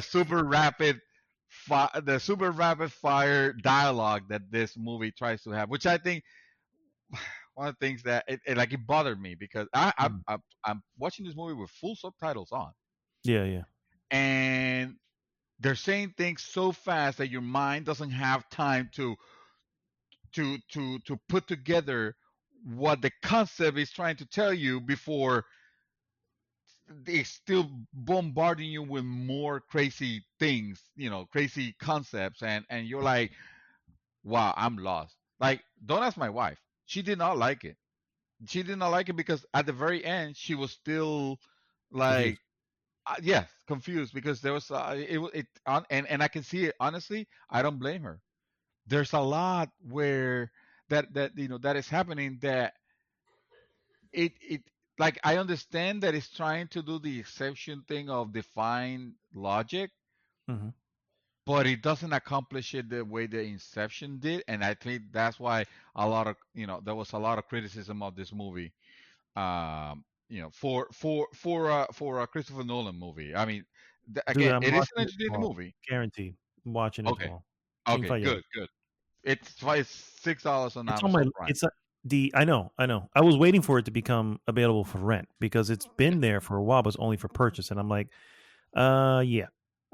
Christopher Nolan? No, no, no. Yeah. Well, I love Christopher Nolan, but I'm like, no. Let me just wait. This is not a blind buy. Hmm. particularly because of what I heard. So I'm like, let me just wait for it to be available. I didn't know it had already dropped as renting. So Yeah, so no, good. Yeah, it I'm definitely gonna it's check there. it out. Watch it tomorrow. I'll be very interested in your opinion of it. I will not want to wait for the next podcast. I will want to Before then, as soon as credits roll, just text me, call me, whatever. Just talk to me, Goose, because okay. I mean I'll be interested in knowing your impressions. I found it entertaining. At the very end, I can't say that I was not satisfied with it. It has good effects. It has like at one point I was almost able to tell, oh yeah, this is like Christopher Nolan joint because of the Oh, the they sound. always Yeah, yeah. put the Mhm. sounds or something like that. Like not it, but it's not obnoxious. It doesn't happen. I think I recognized it once, even though I feel like it must have happened more times than that. But I think I only recognized it once. So anyway, the it's cool to see the effects. Uh, I feel like the concept at the end it ends up being it was cool. Maybe not as interesting as I hoped that it was gonna be, but it was. I mean, it was cool. It was cool. It was entertaining. Uh, the movie the movie nails the entertainment value. Just be mindful that unless you're able to keep up with this dialogue, you're gonna feel lost. And I don't mean lost in the sense of, oh, who is this guy? It's not trying to do that because it's not that many people. It's just, okay, how is this possible now when it wasn't before? Like, what's the logic here? Or if this is possible now, like, I guess I'm saying the same thing. Like, how come this is possible now and not before? You know, Yeah, yeah. a lot of this, those things. It doesn't do it in a bad way, like Wonder Woman. Don't worry, you don't have to worry Oh about no, that. no, no, no. I got that much. Yeah. I Yeah, think I think we would have seen many articles. The fall of Christopher Nolan. no, no, Yeah. no, no. I've seen Not. plenty of that. It's none of that. It's none of that. I feel like if I would have paid, $30 to see this at the movie theater or whatever, where the price is back in, that era, Mhm. uh, I probably wouldn't have been happy. But Oh. $6 at my house with a good sound system, because mostly the reason why I did it is that so I am and I tell you this, although I think I did because I asked for your opinion about your soundbar. Mhm. I'm actually testing soundbars. The reason I say I'm testing is because I bought a single soundbar that, like, I just wanted a single soundbar, no sub or anything, just for the office room. Mhm. Uh, uh, because I just like I wasn't like when I bought my TV, I bought a soundbar that I wasn't like too happy, but I didn't want to use the speakers of of the TV. But at the same time, I didn't. I already spent a lot of money on the TV. I didn't want to spend a lot of money on the soundbar, so I just bought a cheaper one. Da, da, da.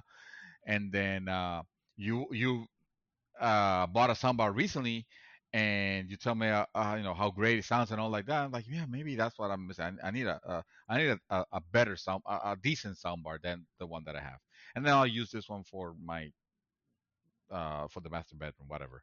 Mhm. So I bought one, but then it was not available. Best Buy told me, "Oh, you can pick it up in an hour," and an hour became days. So I was like, "Well, screw that. I'm just gonna buy this smaller one from Sonos." The first soundbar was also from Sonos, but I'm just gonna buy this smaller model, and I'll buy the sub, and I'll see how that does. And he did great. Yeah, it's the Sonos Beam Mhm. with the Sonos sub. I think it's called just the third gen sub or whatever. Uh, and it sounded really really nice. It's not it's Dolby 5. It's actually a 3 point. At this point, it'll be a 3.1 system because the sub. But if you don't buy the sub, it's just a three speaker soundbar. It's not even that big. It's kind of you know it looks nice. And for the room, that's pretty much all I would have actually needed. But I got the sub because whatever the deal was there, and I wanted to test it, and it sounded awesome. Well, today I received the email. Oh, your order is ready, and I'm like, okay. And I went on my lunch hour and I picked it up. I was like, okay, let's test it. Let's see. And dude, I'm talking about a soundbar with Dolby with Dolby Digital and Dolby Atmos on it. Nice. Now here's the problem though. My TV will will throw out Dolby Digital and 5.1 and all that, but it won't do Atmos. All right. Mm. So you have to be mindful of that. Even if you have a sound Adobe Atmos soundbar, that doesn't mean that the signal that you get from your Can translate receiver it is to that. Atmos. Yeah, Hmm. it just if it doesn't, it'll just get down here and it's fine. But you won't be getting the true. Say if you buy an Atmos system and you don't upgrade the rest, then you're not getting the real Atmos. And what you need to check for that how you know is if you connect your speakers to the ARC HDMI of your TV, like that's where you want your soundbar to be connected. And it sounds weird because it sounds like HDMI. I'm not throwing video to my soundbar, but no, it actually acts as audio, like an audio out, and it throws the signal to the soundbar. You must know because you bought a soundbar recent and your TV is recent. So I assume that your TV either has an ARC HDMI, It does. or That's where it's linked up to. okay. Did you check to see if it had a EARC, like enhanced That ARC? Yeah, that's what I did not check that. Because I'm actually looking if he at it has, right. I'm looking at it now. oh, Let's see. if it's ARC, then you get Dolby Digital and Dolby and everything, but you don't get Atmos. Uh, if it's EARC, that's the one that throws Atmos. You know, otherwise you will have to connect your soundbar to a receiver, and then I feel like it kind of defeats the purpose of having a soundbar because the soundbar is meant to simplify your audio. Not to make it into like a bunch of speakers. Oh, by the No, way, it's just ARC support. So ARC. Okay, so that's fine. So it has Dolby, and your soundbar is it's real. It's a real 5.1 system because you have the mhm. real speakers. Yep.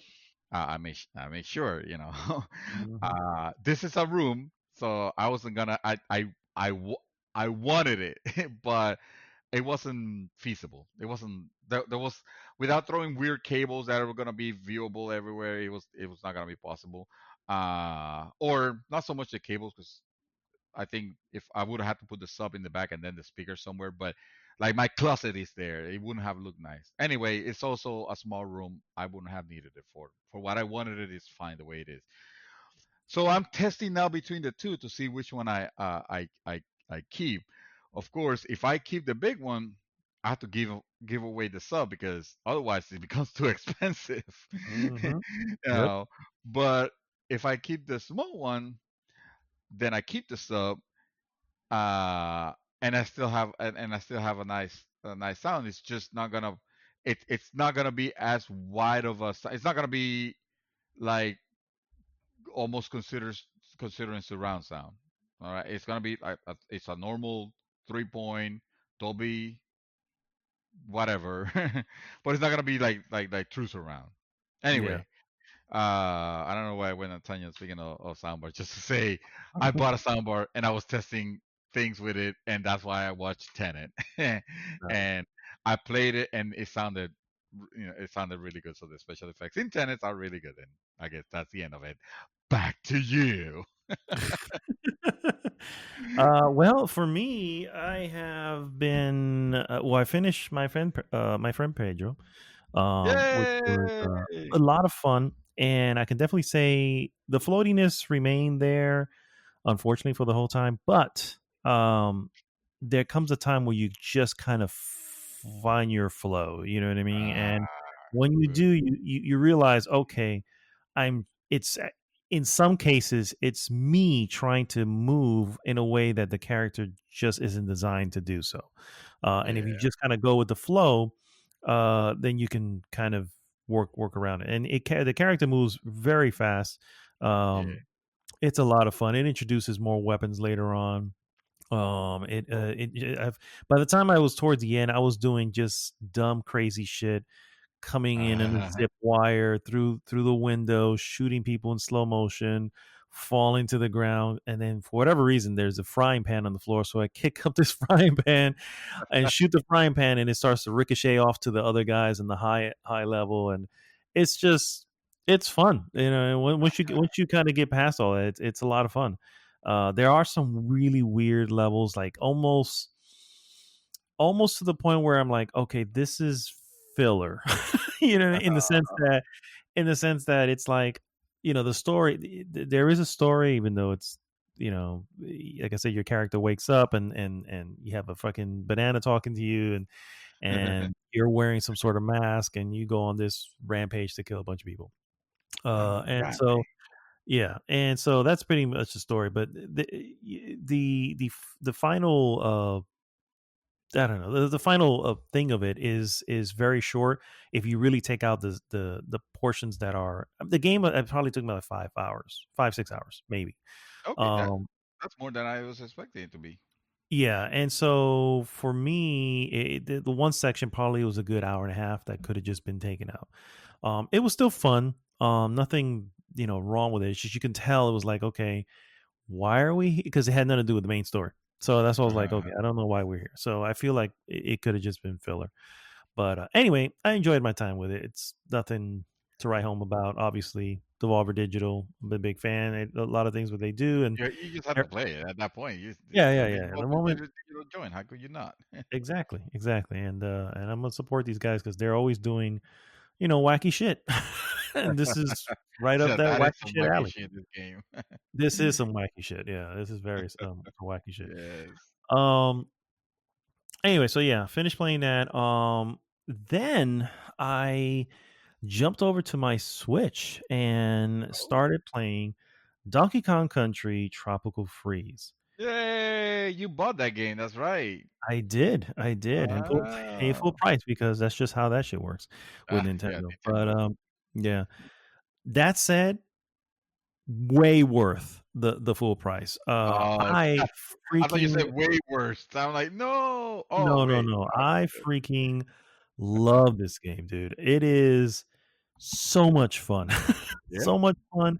So I've It's heard. actually it's beautiful. It's a gorgeous looking game, dude, for what it is. Um, it is fun, fast paced. I don't know if you've ever played any of the old Super Nintendo Donkey Kong countries, Oh, but it only Donkey Kong Country. Only the okay. original. So this is essentially a huge upgraded version of that. I've always loved some of the more difficult levels of Donkey Kong Country. Usually the minecart ones, some of the ones that were just all the barrel things. Those are Uh-huh. always my favorite because I would run through the level and just try to get through it as fast as possible. It was the barrel exploding ones, Yeah. without with just on an aiming thing, just bang bang bang, and once you get the hang of it, you can fly through that level quick, and it was just fun. It was fun to do. Here they brought all that back and more. The world is way more 3D-ish in the sense that sometimes the perspective alters where now you're behind the character and kind of going forward. Mhm. Sometimes it's at an angle. It just rolls really, really, really, really well. All the characters are back: Diddy Kong, Dixie Kong, Cranky Kong. There is a Funky Kong. Funky Kong was there in the Donkey Kong, yeah, yeah. he was there before, but he was never playable in the old ones, and he was never playable in the Wii U version of this game. But apparently, there's a Funky Kong mode, which is essentially easy mode. I did not do that. I Huh? went with the original mode. But even the original mode feels not that hard. You know what I mean? It is. So I can only imagine how much easier Funky Kong mode is, but Fucking it is just so bright and charming, fun. The music is great. Um, it's just what I need right now, dude. I haven't played it since Wednesday, unfortunately, but oh, it was I gee, I literally what I wonder why. needed. Yeah, it was lit, and I want to go back to it. I'm gonna go try to go back to it at some point, but um, it's just that, and I'm just like, man, Yeah. Nintendo's just, I get it, man. I just get it, man. They understand, how to bring an awesome game, with this whimsy and all this, and it just becomes a classic. You know what I mean? Yeah. And this is Yeah. one. This was one that got, that was unfortunate for a while, trapped on the Wii U. I didn't buy a Wii U. But I wanted this game. I wanted this. I was like, man, but I was like, is the Wii U really worth buying for this game? No, it's not, Um, the other thing I was gonna do was Breath of the Wild, because Breath of the Wild technically was cross gen with Wii U and Switch, and Oh yeah. so maybe I'll do it for that. You know what I mean? And I still was like, no, I'm not getting a fucking Wii U. Fuck the Wii U. And so that was the whole deal. It's just like, I'm not gonna do it. And it really is one of those titles that was stranded on that console, and I'm glad they ported it over. It's a wonderful port. It runs, very well. Um, I mean, very well. I mean, it's just a fun game, dude. In essence, in short, it is a fun freaking game. I'm Uh, glad they brought it to the Switch. Would you say, or do you feel like there's any enhancements that they've made, or it just runs really good? Compared to the other one, I don't know. I mean, it runs very well. I mean, I can't tell you because I can't count, but count frames. But it looks like it's running at 60. It's running extremely well. But this is Nintendo. Nintendo generally, they Yeah. make their games this way. I feel So if like it you was would running, you would have noticed if it was running at 30. You wouldn't. I feel yeah, like yeah, I think it would have stood either out. But it 30 or is, 60, not in if it's in between, if anything in between 30 and 50, it's bad. So I said yeah. lock 30 or lock 60. Yeah, yeah, exactly. Anything there, it just feels Uh, weird. Yes. No, it's really wonderful. Like I said, the music is really great. Some of the levels, dude. There's this one level that takes place in what appears to be, so the story is, uh, you know, let's be real. It's not a big thing of the story, but Yeah, the the story story is is essentially important. he is on his island. His island gets invaded by these, I guess, I don't know, these Mongols. people. Yeah, we'll call them Mongols, sure. These Mongol animals, and but they bring their freeze essentially, and end up essentially freezing a good portion of the island. And so now you're island hopping. Oh, tropical freeze. I get Yeah, it. there you go. Yeah. So now Smart. you're island hopping through each island. Each island is sort of its own area, right? The first one looks like your standard jungle. The second one looks a little bit more like Tibetan. The third one looks more like a an African, not desert, but what do you call it? Plains, Like, like the African plains. uh, And actually, the third one is what I was going to bring up, because the third one, the first area in that thing, I've played it several times just because I love playing through the fucking area, and the music is so good because it feels like I'm in like a like a Lion King episode or something, because the music is just like, it has that, yeah. The trees for some reason are which are, swaying with it a little bit. It's just really, really exceptionally done well. There's a wow. lot of options that you can buy from Funky Kong, which will give you like these balloons that can save you if you want to get it. These are powers. Basically, it's doing a similar thing to like Super Mario World, where you can get these things and you can sort of enter a level. You can Uh-huh. you can select a couple items and enter the level to be powered up at the very beginning. And it's very similar to that. Oh, Um, okay. Like and Mario 3. like Mario 3 and Super Mario, yeah. Mario World. And so Can I tell you yeah, how much I love the name Funky Kong? Yeah, It's see, just yeah, her. it's just so cool.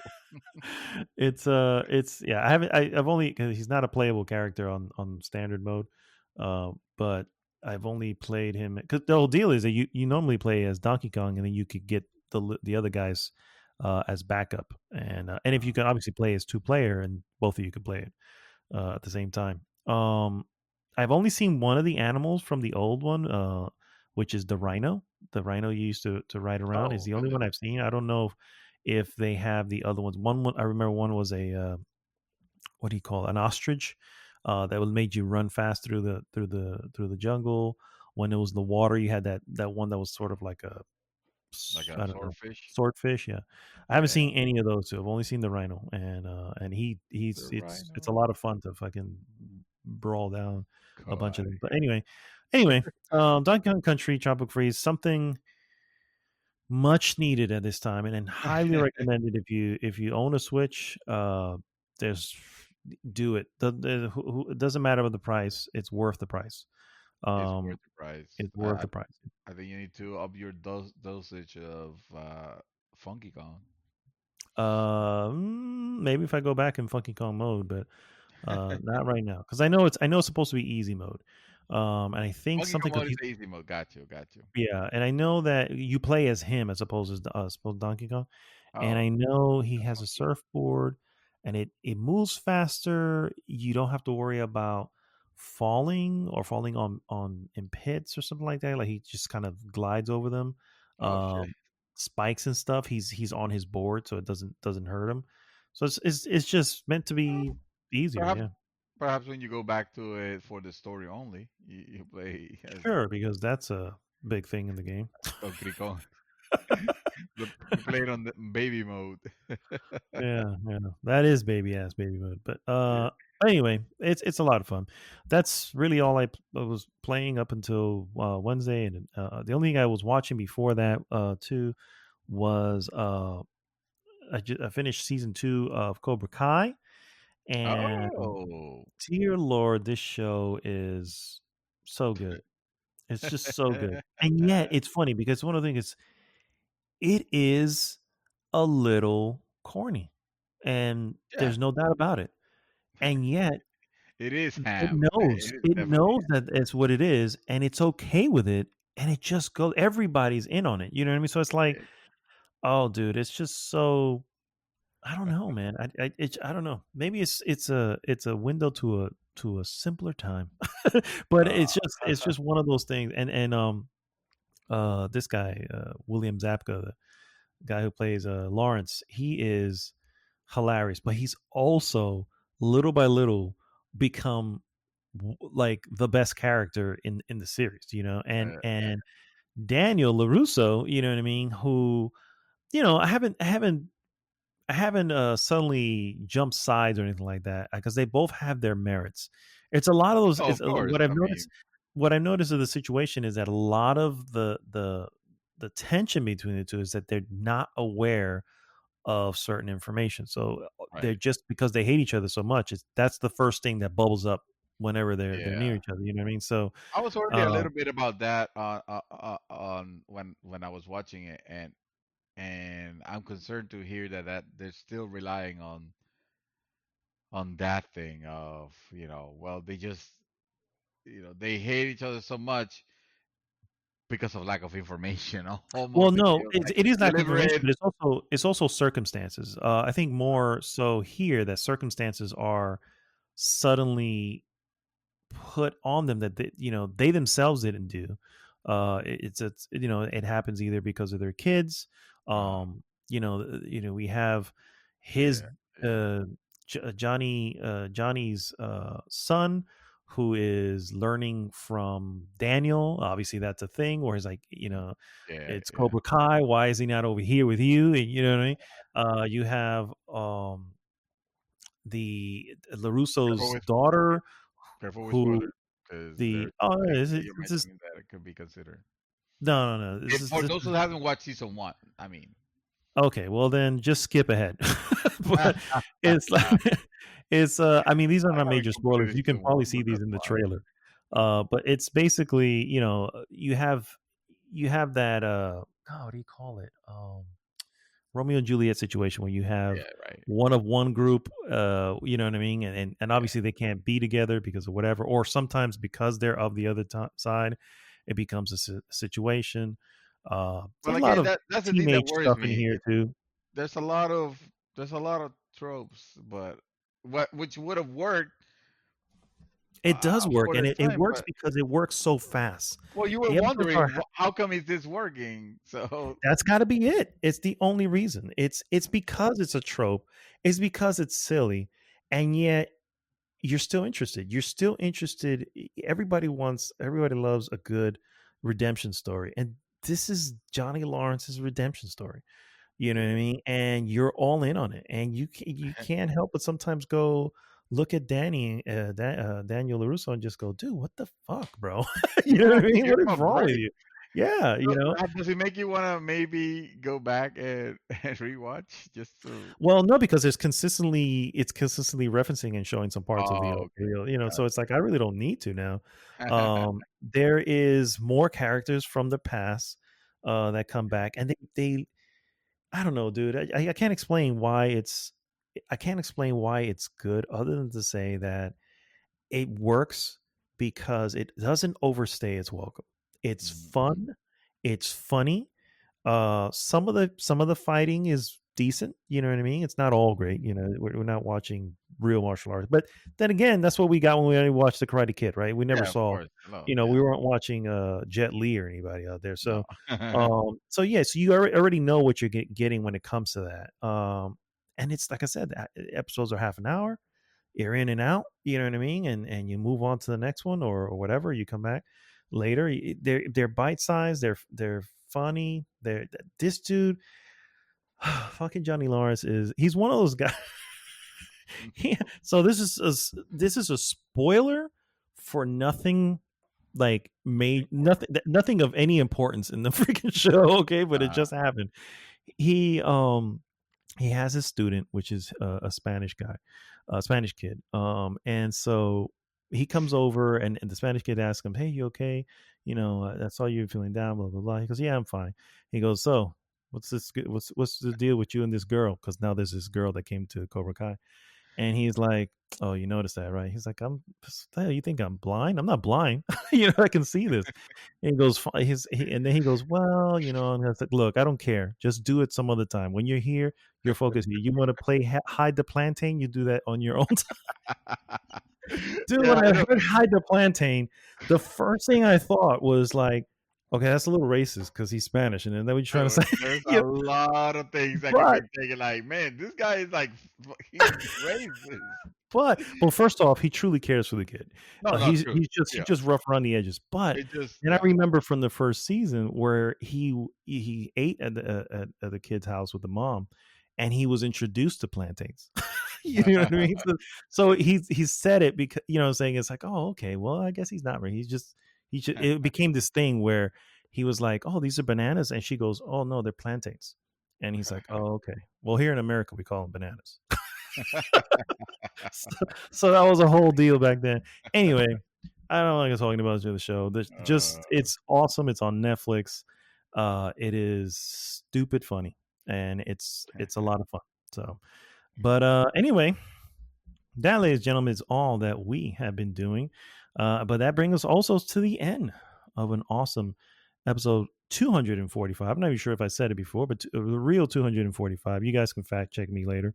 Uh, Thanks so much for tuning in. Appreciate you guys letting us vent a little bit on what was going on in the world, and uh, hopefully blue skies are in our future for all of us. So this is Mad Dog signing off for this week. Mr. Santos, take us home.